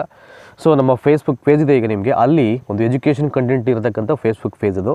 ಸೊ ದಯಮಾಡಿ ಅಲ್ಲೂ ಕೂಡ ನೀವೇನು ಯೂಟ್ಯೂಬಲ್ಲಿ ವಾಚ್ ಮಾಡ್ತಾ ಇದ್ದೀರಾ ಅದಕ್ಕಿಂತ ಇನ್ನೊಂದಷ್ಟು ವೀಡಿಯೋ ಶ್ರೇಣಿಗಳು, ಅಂದರೆ ನಾನು ಬಿಗಿನಿಂಗಿಂದ ಏನೇನು ಮಾಡಿದ್ದೀನಿ ಎಲ್ಲ ವೀಡಿಯೋ ಶ್ರೇಣಿಗಳು ಫೇಸ್ಬುಕ್ ಪೇಜಲ್ಲಿ ಅಪ್ಲೋಡ್ ಆಗಿದೆ. ಸೊ ದಯಮಾಡಿ ನಮ್ಮ ಫೇಸ್ಬುಕ್ ಪೇಜನ್ನು ನೀವು ಫಾಲೋ ಮಾಡಬೇಕು ಅಂದರೆ ಲಿಂಕನ್ನು ಡಿಸ್ಕ್ರಿಪ್ಷನ್ ಬಾಕ್ಸಲ್ಲಿ ಕೊಡಿ. ನಾನು ಮ್ಯಾಕ್ಸಿಮಮ್ ಫಾಲೋ ಮಾಡಿ ಎವ್ರಿ ಡೇ ನಿಮಗೆ ಇಲ್ಲಿ ವೀಡಿಯೋಸ್ ಅಪ್ಲೋಡ್ ಆಗ್ತಾ ಇರುತ್ತೆ. ಅಂದರೆ ಮ್ಯಾಕ್ಸಿಮಮ್ ವ್ಯೂವರ್ಸು ಅಲ್ಲೇ ನೋಡ್ತಾ ಇರ್ತಾರೆ. ಹಾಗಾಗಿ ನೀವು ಕೂಡ ಸೊ ಬೇರೆಯವ್ರಿಗೆ ಶೇರ್ ಮಾಡ್ತಾ ಹೋದರೆ, ಅಂದರೆ ಎಲ್ಲರಿಗೂ ಅಂದರೆ ಫ್ರೀ ಆಫ್ ಕಾಸ್ಟಲ್ಲಿ ಅಪ್ಲೋಡ್ ಆಗ್ತಾ ಇರೋದು. ಯಾರ ಹತ್ರನೂ ಕೂಡ ನಾನು ಸೊ ಪೇಯ್ಡ್ ಕ್ಲಾಸಸ್ ಏನೂ ಮಾಡ್ತಾಯಿಲ್ಲ, ಇವೆಲ್ಲವನ್ನು ಫ್ರೀ ಆಫ್ ಕಾಸ್ಟಲ್ಲೇ ಮಾಡ್ತಾ ಇರುವಂಥದ್ದು, ಎಲ್ರಿಗೂ ರೀಚ್ ಆಗಲಿ ಅಂತಕ್ಕಂಥ ಉದ್ದೇಶ ಸೊ ನಮ್ಮದಾಗಿರುತ್ತೆ. ಆ ಹಿನ್ನೆಲೆಯಲ್ಲಿ ಅಪ್ಲೋಡ್ ಆಗಿದೆ. ದಯಮಾಡಿ ಮರಿದೇನೆ ಈ ಕೂಡಲೇ ಜಸ್ಟ್ ಒಂದು ನಮ್ಮ ಡಿಸ್ಕ್ರಿಪ್ಷನಲ್ಲಿ ನೋಡಿಬಿಟ್ಟು ಆ ಫೇಸ್ಬುಕ್ ಪೇಜನ್ನು ಫಾಲೋ ಅಪ್ ಮಾಡಿ. ನಿಮ್ಗೆ ಎಲ್ಲರಿಗೂ ಸೊ ಐ ಥಿಂಕ್ ಹಲವಾರು ವೀಡಿಯೋಸನ್ನು ವಾಚ್ ಮಾಡಲಿಕ್ಕೆ ಅವಕಾಶ ಆಗುತ್ತೆ. ಸೊ ನೆಕ್ಸ್ಟು 123ನೇ ಪ್ರಶ್ನೆ ನೋಡೋಣ ಈಗ. ಸೊ ಕ್ವಶನ್ ನಂಬರ್ 123 ನೋಡಿ, 123ನೇದು. ದಂಡನೆಯ ಒಂದು ವಿಮುಖ ಪ್ರಚೋದಕವನ್ನು ಕೆಳಕಂಡ ಸ್ಥಿತಿಯಲ್ಲಿ ನೀಡುವುದರಿಂದ ಅನುಕ್ರಿಯೆಯು ಅಂತ. ದಂಡನೆಯ ಒಂದು ವಿಮುಖ ಪ್ರಚೋದಕವನ್ನು ಕೆಳಕಂಡ ಸ್ಥಿತಿಯಲ್ಲಿ ನೀಡುವುದರಿಂದ ಅನುಕ್ರಿಯೆಯ ಸಾಧ್ಯತೆಯನ್ನು ಕಡಿಮೆ ಮಾಡುವುದಕ್ಕಾಗಿ ಬಳಸ್ತಕ್ಕಂಥ ಒಂದು ವಿಧಾನ ಎಂದು ವ್ಯಾಖ್ಯಾನಿಸಲಾಗುತ್ತದೆ ಅಂತ ಇದೆ. ಸೊ ಯಾವಾಗ ಅಂತ, ಇದನ್ನು ಯಾವಾಗ ವ್ಯಾಖ್ಯಾನ ಮಾಡ್ತಾರೆ ಅಂತ ಹೇಳಬೇಕಾಗುತ್ತೆ. ನೋಡಿ ಇನ್ನೊಂದು ಸಲ ಓದ್ಬಿಡ್ತೀನಿ ಕ್ವಿಕ್ಕಾಗಿ ಈಗ. ದಂಡನೆಯ ಒಂದು ವಿಮುಖ ಪ್ರಚೋದಕವನ್ನು ಕೆಳಕಂಡ ಸ್ಥಿತಿಯಲ್ಲಿ ನೀಡುವುದರಿಂದ ಅನುಕ್ರಿಯೆಯ ಸಾಧ್ಯತೆಯನ್ನು ಕಡಿಮೆ ಮಾಡುವುದಕ್ಕಾಗಿ ಬಳಸುವ ವಿಧಾನ ಎಂದು ವ್ಯಾಖ್ಯಾನಿಸಲಾಗುತ್ತದೆ ಅಂತ ಇದೆ. ಸೊ ಇದನ್ನು ಯಾವಾಗ ಇದು ಅನುಕ್ರಿಯೆಯ ಮೊದಲು, ಅನುಕ್ರಿಯೆಯ ನಂತರ, ಅನುಕ್ರಿಯೆಯ ಮೊದಲು ಅಥವಾ ಅನುಕ್ರಿಯೆಯ ನಂತರ, ಅನುಕ್ರಿಯೆಯ ಮೊದಲು ಅಲ್ಲ, ಅನುಕ್ರಿಯೆಯ ನಂತರವೂ ಅಲ್ಲ ಅಂತ ಇದೆ. ಸೊ 123ನೇ ಪ್ರಶ್ನೆ ಆಪ್ಷನ್ ಬಿ ಇದೆಯಲ್ಲ ಇಲ್ಲಿ, ಅನುಕ್ರಿಯೆಯ ನಂತರ ಅಂತ ಇದು ಸರಿಯಾದಂಥ ಆನ್ಸರ್ ಆಗುತ್ತೆ. ನೆಕ್ಸ್ಟ್ 124ನೇದು. ಋಣಾತ್ಮಕ ಪುನರ್ಬಲನವು ಒಂದು ಪ್ರಚೋದಕವಾಗಿದ್ದು ಇದನ್ನು ತೆಗೆಯುವುದರಿಂದ ವರ್ತನೆಯ ಕೆಳಕಂಡ ಸಾಧ್ಯತೆ ಹೆಚ್ಚುತ್ತದೆ ಅಂತ. ಋಣಾತ್ಮಕ ಪುನರ್ಬಲನವು ಒಂದು ಪ್ರಚೋದಕವಾಗಿದ್ದು ಇದನ್ನು ತೆಗೆಯುವುದರಿಂದ ವರ್ತನೆಯ ಕೆಳಕಂಡ ಸಾಧ್ಯತೆ ಹೆಚ್ಚುತ್ತದೆ. ನೋಡಿ ಮೊದಲನೇದು ವರ್ತನೆ ಉಂಟಾಗುವುದಿಲ್ಲ, ವರ್ತನೆ ಉಂಟಾಗುತ್ತದೆ, ವರ್ತನೆ ಉಂಟಾಗಬಹುದಾದ ಅಥವಾ ಉಂಟಾಗದಿರಬಹುದು, ಮೇಲಿನವುಗಳಲ್ಲಿ ಯಾವುದೂ ಉಂಟಾಗುವುದಿಲ್ಲ ಅಂತ ಇದೆ. 124ನೇದಕ್ಕೆ ಆಪ್ಷನ್ ಬಿ ಇದೆಯಲ್ಲ ಇದು ಸರಿಯಾದಂಥ ಉತ್ತರ ಆಗುತ್ತೆ. ಸೊ ನೆಕ್ಸ್ಟು 125ನೇ ಪ್ರಶ್ನೆ ನೋಡೋಣ ಈಗ. ಧನಾತ್ಮಕ ಪುನರ್ಬಲನವು ಒಂದು ಪ್ರಚೋದಕವಾಗಿದ್ದು ಇದರ ಅಂತ. ಧನಾತ್ಮಕ ಪುನರ್ಬಲನವು ಒಂದು ಪ್ರಚೋದಕವಾಗಿದ್ದು ಇದರ ಮಂಡನೆಯು ಒಂದು ವರ್ತನೆ ಉಂಟಾಗುವ ಸಾಧ್ಯತೆಯನ್ನು ಹೆಚ್ಚಿಸುತ್ತೆ, ಮಂಡನೆಯು ಒಂದು ವರ್ತನೆ ಉಂಟಾಗುವ ಸಾಧ್ಯತೆಯನ್ನು ಕಡಿಮೆ ಮಾಡುತ್ತೆ, ಮಂಡನೆಯು ವರ್ತನೆಯ ಮೇಲೆ ಯಾವುದೇ ಪ್ರಭಾವವನ್ನು ಬೀರಲ್ಲ, ಮಂಡನೆಯು ವರ್ತನೆಯನ್ನು ಬದಲಾಯಿಸಲ್ಲ ಅಂತ ಇದೆ. 125ನೇ ಪ್ರಶ್ನೆಗೆ ನೋಡಿ ಆಪ್ಷನ್ ಎ ಇದೆಯಲ್ಲ, ಧನಾತ್ಮಕ ಪುನರ್ಬಲನವು ಒಂದು ಪ್ರಚೋದಕವಾಗಿದ್ದು ಇದರ ಮಂಡನೆಯು ಒಂದು ವರ್ತನೆ ಉಂಟಾಗುವ ಸಾಧ್ಯತೆಯನ್ನು ಹೆಚ್ಚಿಸುತ್ತದೆ ಅಂತ ಇದೆ. ಸೊ 126ನೇದು. ಋಣಾತ್ಮಕ ಪುನರ್ಬಲನ ಹೆಚ್ಚು ಪರಿಣಾಮಕಾರಿಯಾಗಿರುವುದು. ಋಣಾತ್ಮಕ ಪುನರ್ಬಲನ ಹೆಚ್ಚು ಪರಿಣಾಮಕಾರಿಯಾಗಿರುವುದು ಕಲಿಕೆಯನ್ನು ಉತ್ತೇಜನ ಮಾಡಿದಾಗ, ಕಲಿಕೆಯನ್ನು ಕಡಿಮೆ ಮಾಡಿದಾಗ, ಕಲಿಕೆಯನ್ನು ನಿಯಂತ್ರಣ ಮಾಡಿದಾಗ, ಕಲಿಕೆಗೆ ಸಂಬಂಧಿಸದೆ ಇರುವಾಗ ಅಂತ ಇದೆ. 126ನೇ ಪ್ರಶ್ನೆ ನೋಡಿ ಆಪ್ಷನ್ ಎ ಇದೆಯಲ್ಲ, ಋಣಾತ್ಮಕ ಪುನರ್ಬಲನ ಹೆಚ್ಚು ಪರಿಣಾಮಕಾರಿಯಾಗಿರುವುದು ಕಲಿಕೆಯನ್ನು ಉತ್ತೇಜನ ಮಾಡಿದಾಗ ಅಂತ. ನೆಕ್ಸ್ಟ್ 127. ಸಾಧಕ ಅನುಬಂಧನವು ಕ್ರಿಯಾಜನ್ಯ ಅನುಬಂಧನದಂತೆಯೇ ಇರುತ್ತದೆ, ಕ್ರಿಯಾಜನ್ಯ ಅನುಬಂಧನಕ್ಕಿಂತ ಭಿನ್ನ, ಸಾಂಪ್ರದಾಯಿಕ ಅನುಬಂಧನದಂತೆ ಇರುತ್ತದೆ, ಪ್ರಯತ್ನ ಪ್ರಮಾದ ಕಲಿಕೆ ಅಂತ ಇರುತ್ತದೆ ಅಂತ ಇದೆ. ಸಾಧಕ ಅನುಬಂಧನವು ಕ್ರಿಯಾಜನ್ಯ ಅನುಬಂಧನದಂತೆ ಇರುತ್ತದೆ, ಕ್ರಿಯಾಜನ್ಯ ಅನುಬಂಧನಕ್ಕಿಂತ ಭಿನ್ನ, ಸಾಂಪ್ರದಾಯಿಕ ಅನುಬಂಧನದಂತೆ ಇರುತ್ತದೆ, ಪ್ರಯತ್ನ ಪ್ರಮಾದ ಕಲಿಕೆ ಅಂತ ಇರುತ್ತದೆ ಅಂತ. 127ನೇದಕ್ಕೆ ನೋಡಿ ಮೊದಲನೇ ಆಪ್ಷನ್ ಇದೆಯಲ್ಲ, ಸೊ ಕ್ರಿಯಾಜನ್ಯ ಅನುಬಂಧನದಂತೆ ಇರುತ್ತದೆ, ಇದು ಸರಿಯಾದಂಥ ಉತ್ತರ ಆಗುತ್ತೆ. So we will go forward. Question number 128. ಒಂದು ಜೀವಿಯನ್ನು ವಿವಿಧ ಉದ್ದೀಪನಗಳಿಗೆ ವಿಭಿನ್ನ ಅನುಕ್ರಿಯೆಗಳನ್ನು ತೋರುವಂತೆ ಮಾಡಿದ್ರೆ ಅಂತ. ಪ್ರಶ್ನೆ ಓದ್ಕೊಳ್ಳಿ. ಒಂದು ಜೀವಿಯನ್ನು ವಿವಿಧ ಉದ್ದೀಪನಗಳಿಗೆ ವಿಭಿನ್ನ ಅನುಕ್ರಿಯೆಗಳನ್ನು ತೋರುವಂತೆ ಮಾಡಿದ್ರೆ ಈ ಕಲಿಕೆ ಕೆಳಗಿನ ಯಾವ ಮಾದರಿಯಾಗಿರುತ್ತೆ ಅಂತ. ಈ ಕಲಿಕೆ ಕೆಳಗಿನ ಯಾವ ಮಾದರಿಯಾಗಿರುತ್ತದೆ? ಅನುಸರಿಸುವಿಕೆ, ಮನೋಧೋರಣೆ ಕಲಿಕೆ, ವಿಭೇದೀಕರಣ ಕಲಿಕೆ, ಸಾಮಾನ್ಯೀಕರಣ ಕಲಿಕೆ. ಅನುಸರಿಸುವಿಕೆ, ಮನೋಧೋರಣೆ ಕಲಿಕೆ, ವಿಭೇದೀಕರಣ ಕಲಿಕೆ ಮತ್ತು ಸಾಮಾನ್ಯೀಕರಣ ಕಲಿಕೆ ಅಂತ ಇದೆ. ಸೊ 128ನೇದು ಬಂದು ಆಪ್ಷನ್ ಸಿ ಇದೆಯಲ್ಲ, ವಿಭೇದೀಕರಣ ಕಲಿಕೆ, ಇದು ಸರಿಯಾದಂಥ ಆನ್ಸರ್ ಆಗುತ್ತೆ. ಸೊ ನೆಕ್ಸ್ಟು 129ನೇದಕ್ಕೆ ನೋಡಿ ಒಂದಷ್ಟು ಅಂದರೆ ಆಪ್ಷನ್ ಕೊಟ್ಬಿಟ್ಟು ಮತ್ತೊಂದಷ್ಟು ಆಪ್ಷನ್ಸ್ ಇದೆ. ಅಂದರೆ ಯಾವುದು ಸರಿ ಅಂತ ಆಯ್ಕೆ ಮಾಡಬೇಕು ನಾನು ಸಂಕೇತಗಳನ್ನ ನೋಡಿಕೊಂಡು. ಸ್ಕಿನ್ನರ್ ಅವರ ಕ್ರಿಯಾಜನ್ಯ ಅನುಬಂಧನ ಕಲಿಕೆಯ ಪ್ರಮುಖ ಲಕ್ಷಣಗಳು. ಸ್ಕಿನ್ನರ್ ಅವರ ಕ್ರಿಯಾಜನ್ಯ ಅನುಬಂಧನ ಕಲಿಕೆಯ ಪ್ರಮುಖ ಲಕ್ಷಣಗಳೆಂದರೆ ಉದ್ದೀಪಕ ಸಾಮಾನ್ಯೀಕರಣ, ಉದ್ದೀಪಕ ಬದಲಾವಣೆ, ವರ್ತನೆಯ ಮಾರ್ಪಡಿಸುವಿಕೆ, ಉದ್ದೀಪಕ ವಿಭೇದೀಕರಣ ಅಂತ ಇದೆ. ಉದ್ದೀಪಕ ಸಾಮಾನ್ಯೀಕರಣ, ಉದ್ದೀಪಕದ ಬದಲಾವಣೆ, ವರ್ತನೆಯ ಮಾರ್ಪಡಿಸುವಿಕೆ ಮತ್ತು ಉದ್ದೀಪಕ ವಿಭೇದೀಕರಣ ಅಂತ ಇದೆ. ಸೊ ಆಪ್ಷನ್ ಎನಲ್ಲಿ 1 ಮತ್ತು 2, ಆಪ್ಷನ್ ಬಿ 1 ಮತ್ತು 3, ಆಪ್ಷನ್ ಸಿ 2 ಮತ್ತು 3, ಆಪ್ಷನ್ ಡಿ ಯಲ್ಲಿ 3 ಮತ್ತು 4 ಅಂತ ಇದೆ. ಸೊ 124ಕ್ಕೆ ಸಂಕೇತಗಳ ಮುಖಾಂತರ ಆಯ್ಕೆ ಮಾಡಬೇಕು ಯಾವ ಒಂದು ಸಿಂಬಲ್ ಸರಿ ಇಲ್ಲಿ. 129 ನೋಡಿ ಆಪ್ಷನ್ ಡಿ ಇದೆಯಲ್ಲ, ಸೊ 3 and 4 ರೈಟ್ ಆನ್ಸರ್ ಆಗುತ್ತೆ. ಸೊ ವರ್ತನೆಯ ಮಾರ್ಪಡಿಸುವಿಕೆ ಮತ್ತು ಉದ್ದೀಪಕ ವಿಭೇದೀಕರಣ ಅಂತೀವಲ್ಲ, ಅದು ಸ್ಕಿನ್ನರ್ ಅವರ ಕ್ರಿಯಾಜನ್ಯ ಅನುಬಂಧನ ಕಲಿಕೆಯ ಪ್ರಮುಖ ಲಕ್ಷಣಗಳು. ಹಾಗಾಗಿ ಅವೆರಡು ಉತ್ತರ ಸರಿಯಾಗುತ್ತೆ. ಅದೆಲ್ಲಿದೆ ಅಂದರೆ ಆಪ್ಷನ್ ಡಿ ಯಲ್ಲಿದೆ, 3 ಮತ್ತು 4. ನೆಕ್ಸ್ಟು ಒಂದು ಭಾಳ ವಿಭಿನ್ನವಾದಂಥ ಒಂದು ಪ್ರಶ್ನೆ ಇದೆ ಇಲ್ಲಿ ನೋಡಿ, 130ನೇದಲ್ಲಿ ಕ್ವಶನ್ ನಂಬರ್ 130ಯಲ್ಲಿ ಕೆಂಪು ಗುಂಡಿಯನ್ನು ಕುಡಿದಾಗ ಅದಕ್ಕೆ ಸೌಮ್ಯವಾದ ವಿದ್ಯುತ್ ಶಾಖ ಆಗುತ್ತೆ ಅಂತ. ಒಂದು ಪಾರಿವಾಳವು ಕೆಂಪು ಗುಂಡಿಯನ್ನು ಕುಡಿದಾಗ ಅದಕ್ಕೆ ಸೌಮ್ಯವಾದಂಥ ವಿದ್ಯುತ್ ಶಾಖ ಸಿಗುತ್ತೆ. ಅದು ಹಸಿರು ಗುಂಡಿಯನ್ನು ಕುಡಿದಾಗ ಅದಕ್ಕೆ ಆಹಾರದ ಚೂರು ಸಿಗುತ್ತೆ. ಬಹುಬೇಗನೆ ಪಾರಿವಾಳವು ಹಸಿರು ಗುಂಡಿಯನ್ನೇ ಕುಟುಕುವುದನ್ನು ಕಲಿಯುತ್ತಿದೆ ಮತ್ತು ಕೆಂಪು ಗುಂಡಿಯ ಗೋಜಿಗೆ ಹೋಗಲ್ಲ ಅಂತ. ಅದರಿಂದ ಸಮಸ್ಯೆ ಇದೆ ಅಂದರೆ ಅದಕ್ಕೆ ಹತ್ರನೇ ಹೋಗಲ್ಲ. ಸೊ ಮೇಲಿನ ಪ್ರಯೋಗವು ಈ ಕೆಳಕಂಡ ಅಂಶವನ್ನು ಸೂಚಿಸುತ್ತೆ. ಸೊ ಯಾವುದಕ್ಕೆ ಸಂಬಂಧಪಟ್ಟಂಥ ಒಂದು ಎಕ್ಸ್ಪೆರಿಮೆಂಟ್ ಅಂತ ಇದು. ಜ್ಞಾನಾತ್ಮಕ ವರ್ತನೆ, ಪ್ರಚೋದಕ ವಿಭೇದನೆ, ಪ್ರಚೋದಕ ಸಾಮಾನ್ಯೀಕರಣ, ಪ್ರಚೋದಕ ಅನುಕ್ರಿಯೆಯ ಅಸ್ಪಷ್ಟತೆ ಅಂತ ಇದೆ. ಸೊ 130ನೇ ಪ್ರಶ್ನೆ, ದಟ್ ಈಸ್ ಇದಕ್ಕೆ ರೈಟ್ ಆನ್ಸರ್ ಬಂದು ಆಪ್ಷನ್ ಬಿ ಇದೆಯಲ್ಲ, ಪ್ರಚೋದಕ ವಿಭೇದನೆ ಸರಿಯಾದಂಥ ಉತ್ತರ ಆಗುತ್ತೆ. ನೋಡಿ, ಈ ರೀತಿ ಪ್ರಶ್ನೆಯನ್ನು ಕೇಳುವಂಥ ಚಾನ್ಸಸ್ ಇದ್ದಾಗ ಒಟ್ಟು ನೀಟಾಗಿ ನೋಡ್ಕೊಂಡಿದ್ದೀನಿ. ಒಂದು ಸಲ ಅದನ್ನು ಅರ್ಥ ಮಾಡ್ಕೊಳ್ಬಿಟ್ರೆ ನಿಮಗೆ ಗೊತ್ತಾಗ್ಬಿಡುತ್ತೆ ಯಾವುದನ್ನು ಸರಿಯಾದಂಥ ಆಯ್ಕೆಯನ್ನು ನಾವು ಆರಿಸಬೇಕು ಅಂತ. 130ನೇ ಪ್ರಶ್ನೆಯಲ್ಲಿ ಸ್ಪಿನ್ನರ್ ಅವರ ಪ್ರಯೋಗದಲ್ಲಿ ಪ್ರಾಯೋಗಿಕ ಅಳಿವು ಈ ಕೆಳಕಂಡ ಯಾವ ರೀತಿಯಲ್ಲಿ ಕಂಡುಬರುತ್ತೆ ಅಂತ. ಸ್ಕಿನ್ನರ್ ಅವರ ಪ್ರಯೋಗದಲ್ಲಿ ಪ್ರಾಯೋಗಿಕ ಅಳಿವು ಅಂತಕ್ಕಂಥದ್ದು ಈ ಕೆಳಕಂಡ ಯಾವ ರೀತಿಯಲ್ಲಿ ಕಂಡುಬರುತ್ತೆ ಅಂತ. ಬಿಲ್ಲೆಯನ್ನು ಕುಟುಕುವುದನ್ನು ನಿಲ್ಲಿಸುತ್ತದೆ, ಬಿಲ್ಲೆಯನ್ನು ಕುಟುಕುವುದನ್ನು ಮುಂದುವರಿಸುತ್ತದೆ, ಯಾವ ವರ್ತನೆಯನ್ನು ತೋರುವುದಿಲ್ಲ. ಸೊ ಮೇಲಿನ ಯಾವುದು ಅಲ್ಲ ಅಂತ ಇದೆ 130ನೇ ಪ್ರಶ್ನೆಗೆ. ಎ, ಬಿಲ್ಲೆಯನ್ನು ಕುಟುಕುವುದನ್ನು ನಿಲ್ಲಿಸುತ್ತದೆ ಅಂತ ಇದೆ. ಸ್ಕಿನ್ನರ್ ಅವರ ಪ್ರಯೋಗದಲ್ಲಿ ಪ್ರಾಯೋಗಿಕ ಅಳಿವು ಅಂತಕ್ಕಂಥದ್ದು ಈ ಕೆಳಗಂಡ ಯಾವ ರೀತಿಯಲ್ಲಿ ಕಂಡುಬರುತ್ತೆ ಅಂದರೆ ಬಿಲ್ಲೆಯನ್ನು ಕುಟುಕುವುದನ್ನು ನಿಲ್ಲಿಸುತ್ತೆ ಅಂತ. ಸೊ ನೆಕ್ಸ್ಟು 132ನೇ ಪ್ರಶ್ನೆ ನೋಡೋಣ ಈಗ. ಕ್ವಶನ್ ನಂಬರ್ 132 ನೋಡೋಣ ಈಗ. ಸೊ 132, ದಟ್ ಈಸ್ ಒಂದು ಮಗು ಸುಮಾರು 2 ಗಂಟೆಗಳ ಕಾಲ ನಿರಂತರವಾಗಿ ಗೃಹ ಕಾರ್ಯವನ್ನು ಮಾಡಿದಾಗ ಅಂತ. ಸುಮಾರು 2 hours 2 ಗಂಟೆಗಳ ಕಾಲ ಅದು ಕಂಟಿನ್ಯೂಸ್ ಆಗಿ ಹೋಮ್ವರ್ಕ್ ಮಾಡ್ತಾ ಇರುತ್ತೆ. ಸೊ ಆ ಥರ ಮಾಡಿದಾಗ ಮಾತ್ರ ತಾಯಿಯಿಂದ ಪುರಸ್ಕಾರ ಪಡೆಯುತ್ತಾನೆ ಅಂತ ಇದೆ ಇಲ್ಲಿ. ಸೊ ಇದನ್ನು ನಾವೇನಂತ ಕರಿತೀವಿ ಅಂತ, ಸ್ಥಿರ ಪ್ರಮಾಣ ಪುಷ್ಟೀಕರಣ, ಅಸ್ಥಿರ ವಿರಾಮ ಪುಷ್ಟೀಕರಣ, ಸ್ಥಿರ ವಿರಾಮ ಪುಷ್ಟೀಕರಣ, ಅಸ್ಥಿರ ಪ್ರಮಾಣ ಪುಷ್ಟೀಕರಣ ಅಂತಿದೆ. ಸೊ 132ನೇ ಪ್ರಶ್ನೆ, that is option number C ಇದೆಯಲ್ಲ ಇಲ್ಲಿ, ಸ್ಥಿರ ವಿರಾಮ ಪುಷ್ಟೀಕರಣ ಅಂತ ಇದು ಇದಕ್ಕೆ ಸರಿಯಾದಂಥ ಆನ್ಸರ್ ಆಗುತ್ತೆ. ನೆಕ್ಸ್ಟ್ 133ನೇದು, ಒಂದು ಮಗುವನ್ನು ಅವನ ದುರ್ವರ್ತನೆಗೆ ಶಿಕ್ಷಿಸಿದಾಗ, ಒಂದು ಮಗುವನ್ನು ಅವನ ದುರ್ವರ್ತನೆಗೆ ಶಿಕ್ಷಿಸುವುದು ಅಂತ, ಅವನಿಗೆ ಪನಿಷ್ಮೆಂಟ್ ಕೊಡೋದು, ಅದೇನದು? ಪರಿಣಾಮಕಾರಿಯಲ್ಲದ ವರ್ತನಾ ಪುಷ್ಟೀಕರಣ, ಧನಾತ್ಮಕ ಪುಷ್ಟೀಕರಣ, ಋಣಾತ್ಮಕ ಸಾಮಾಜಿಕ ಪುಷ್ಟೀಕರಣ ಅಲ್ಲವೇ ಅಲ್ಲ ಅಂತ ಇದೆ 133ನೇದಕ್ಕೆ. ಸೊ ಆಪ್ಷನ್ ಸಿ ಇದೆಯಲ್ಲ ಇಲ್ಲಿ, ಋಣಾತ್ಮಕ ಸಾಮಾಜಿಕ ಪುಷ್ಟೀಕರಣ ಸರಿಯಾದಂಥ ಉತ್ತರ ಆಗುತ್ತೆ. ನೆಕ್ಸ್ಟ್ 134, ಶಾಲೆಗಳಲ್ಲಿ ಬೋಧನಾ ಯಂತ್ರಗಳ ಮತ್ತು ಸ್ವಯಂ ಕಲಿಕಾ ಸಾಮಗ್ರಿಗಳ ವ್ಯಾಪಕ ಬಳಕೆಗೆ ಈ ಕೆಳಗಿನ ಯಾವ ಕಲಿಕೆಯ ಸಿದ್ಧಾಂತ ಒತ್ತು ನೀಡುತ್ತೆ ಅಂತ. ಶಾಲೆಗಳಲ್ಲಿ ಬೋಧನಾ ಯಂತ್ರಗಳ ಮತ್ತು ಸ್ವಯಂ ಕಲಿಕಾ ಸಾಮಗ್ರಿಗಳ ವ್ಯಾಪಕ ಬಳಕೆಗೆ ಈ ಕೆಳಕಂಡ ಯಾವ ಕಲಿಕೆಯ ಸಿದ್ಧಾಂತ ಒತ್ತು ಕೊಡುತ್ತೆ ಅಂತ.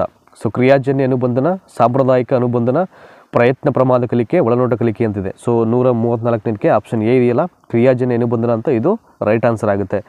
ನೆಕ್ಸ್ಟ್ 135, ಬೋಧನಾ ಯಂತ್ರವನ್ನು ಮೊದಲು ವಿನ್ಯಾಸಗೊಳಿಸಿದವರು, ಬೋಧನಾ ಯಂತ್ರವನ್ನು ಮೊದಲು ವಿನ್ಯಾಸಗೊಳಿಸಿದವರು H.F. ಆರ್ಲೋ, I.P. Pavlov, S.L. ಪ್ರೆಸ್ಸಿ ಮತ್ತು ಕೋಹ್ಲರ್ ಅಂತ ಇದೆ. ಸೊ 135ನೇದಕ್ಕೆ for the very first time ಬೋಧನಾ ಯಂತ್ರವನ್ನು ವಿನ್ಯಾಸಗೊಳಿಸಿದವರು ಯಾರಪ್ಪ ಅಂದರೆ ಆಪ್ಷನ್ ಸಿ ಇದೆಯಲ್ಲ, ಸೊ S.L. ಪ್ರೆಸ್ಸಿ ಅಂತ ಇದು ಸರಿಯಾದಂಥ ಉತ್ತರ ಆಗುತ್ತೆ. ನೆಕ್ಸ್ಟು 136ನೇ ಪ್ರಶ್ನೆ ನೋಡೋಣ. ಕ್ವಶನ್ ನಂಬರ್ 136, ಶಿವರಾಮ ಕಾರಂತರವರು ತಮ್ಮ ಒಂದು ಕೃತಿಗಾಗಿ ಜ್ಞಾನಪೀಠ ಪ್ರಶಸ್ತಿ ಪಡೆದರೆ ಇವರ್ ಅನಂತಮೂರ್ತಿ ಅವರು ತಮ್ಮ ಸಮಗ್ರ ಕೃತಿಗಳಿಗಾಗಿ ಜ್ಞಾನಪೀಠ ಪ್ರಶಸ್ತಿ ಪಡೆದಿರ್ತಾರೆ. ಇದು ಯಾವ ಮಾದರಿಯ ಪುಷ್ಟೀಕರಣ ಅಂತ. ನೋಡಿ, ಕ್ವಶನನ್ನು ಯಾವ ರೀತಿಯಲ್ಲಿ ಕೇಳ್ತಾರೆ ಅಂತ ಹೇಳಲಿಕ್ಕಾಗಲ್ಲ. ಯಾಕಂದರೆ ಇದು ನಾನು ಮಾಡ್ತಾ ಇರುವಂಥದ್ದು ನಿಮಗೆ ಎಲ್ಲಲ್ಲಿ ಕೆಲವೊಂದು TET ಯೂಸ್ ಆಗುತ್ತೆ ಆ್ಯಂಡ್ ಮುಂದೆ ಬರ್ತಕ್ಕಂಥ GPT ಎಕ್ಸಾಮ್ಸ್ಗೂ ತುಂಬ ಯೂಸ್ ಆಗುತ್ತೆ. ಹಾಗಾಗಿ ನೋಡಿ ಕ್ವಶನ್ಸನ್ನು ಹೆಂಗೆಲ್ಲ ಕೇಳ್ತಾರೆ ಅಂತ. ಶಿವರಾಮ್ ಕಾರಂತರವರು ಒಂದು ಕೃತಿಗಾಗಿ, ನೋಡಿ ಶಿವರಾಮ್ ಕಾರಂತರು ಅವ್ರು ಬರೆದಿರ್ತಕ್ಕಂಥ ಒಂದು ಕೃತಿಗೆ ಜ್ಞಾನಪೀಠ ಅವಾರ್ಡ್ ತಗೊಂಡ್ರೆ, ಇವರ್ ಅನಂತಮೂರ್ತಿ ಅವರು ಅವರ ಇಡೀ ಸಮಗ್ರ ಕೃತಿಗಳಿಗಾಗಿ ಜ್ಞಾನಪೀಠ ಪ್ರಶಸ್ತಿಯನ್ನು ಪಡ್ಕೊಂಡಿರ್ತಾರೆ. ಇದು ಯಾವ ಮಾದರಿಯ ಪುಷ್ಟೀಕರಣ ಅಂತ ಕೇಳಿದರೆ ನೋಡಿ ಹೆಂಗೆ ಇದನ್ನು ಐ ಥಿಂಕ್ ಸೈಕಾಲಜಿಗೆ ಅದನ್ನು ಮಿಂಗಲ್ ಮಾಡಿದರೆ ಅಂತ ಸೇರಿಸಿದ್ದಾರೆ ಅಂತ. ಸ್ಥಿರ ಪ್ರಮಾಣ ಪುಷ್ಟೀಕರಣ, ಅಸ್ಥಿರ ಪ್ರಮಾಣ ಪುಷ್ಟೀಕರಣ, ಸ್ಥಿರ ವಿರಾಮ ಪುಷ್ಟೀಕರಣ, ಅಸ್ಥಿರ ವಿರಾಮ ಪುಷ್ಟೀಕರಣ ಅಂತ ಇದೆ 136ನೇದಕ್ಕೆ. 100% ಆಪ್ಷನ್ ಬಿ ಇದೆಯಲ್ಲ, ಅಸ್ಥಿರ ಪ್ರಮಾಣ ಪುಷ್ಟೀಕರಣ. ಆಯಿತಾ. ನೆಕ್ಸ್ಟು 137, ಕಾರ್ಯಕ್ರಮ ಅನ್ವಯ ಕಲಿಕೆ ಪ್ರಾಥಮಿಕವಾಗಿ ರೂಪಿತವಾಗಿರುವುದು, ಕಾರ್ಯಕ್ರಮ ಅನ್ವಯ ಕಲಿಕೆ ಪ್ರಾಥಮಿಕವಾಗಿ ರೂಪಿತವಾಗಿರುವುದು ಈ ಕೆಳಗಿನ ಯಾವ ಸಿದ್ಧಾಂತದಿಂದ ಅಂತ ಇದೆ. ಸಾಂಪ್ರದಾಯಿಕ ಅನುಬಂಧನ ಕಲಿಕೆ, ಕ್ರಿಯಾಜನ್ಯ ಅನುಬಂಧನ ಕಲಿಕೆ, ಹಿಮ್ಮುಖ ಅನುಬಂಧನ ಕಲಿಕೆ, ಸಾಮಾನ್ಯೀಕರಣ ಅಂತ ಇದೆ. ಸೊ 137 ನೋಡಿ, ಆಪ್ಷನ್ ಬಿ ಇದೆಯಲ್ಲ, ಇದಕ್ಕೆ ರೈಟ್ ಆನ್ಸರು ಕ್ರಿಯಾಜನ್ಯ ಅನುಬಂಧನ ಕಲಿಕೆ ಸರಿಯಾಗುತ್ತೆ. ರೇಖಾಗತ ಕಾರ್ಯಕ್ರಮ ಅನ್ವಯ ಕಲಿಕಾ ವಿಧಾನವನ್ನು ವಿನ್ಯಾಸಗೊಳಿಸ್ತಾರೆ ಯಾರು ಅಂತ.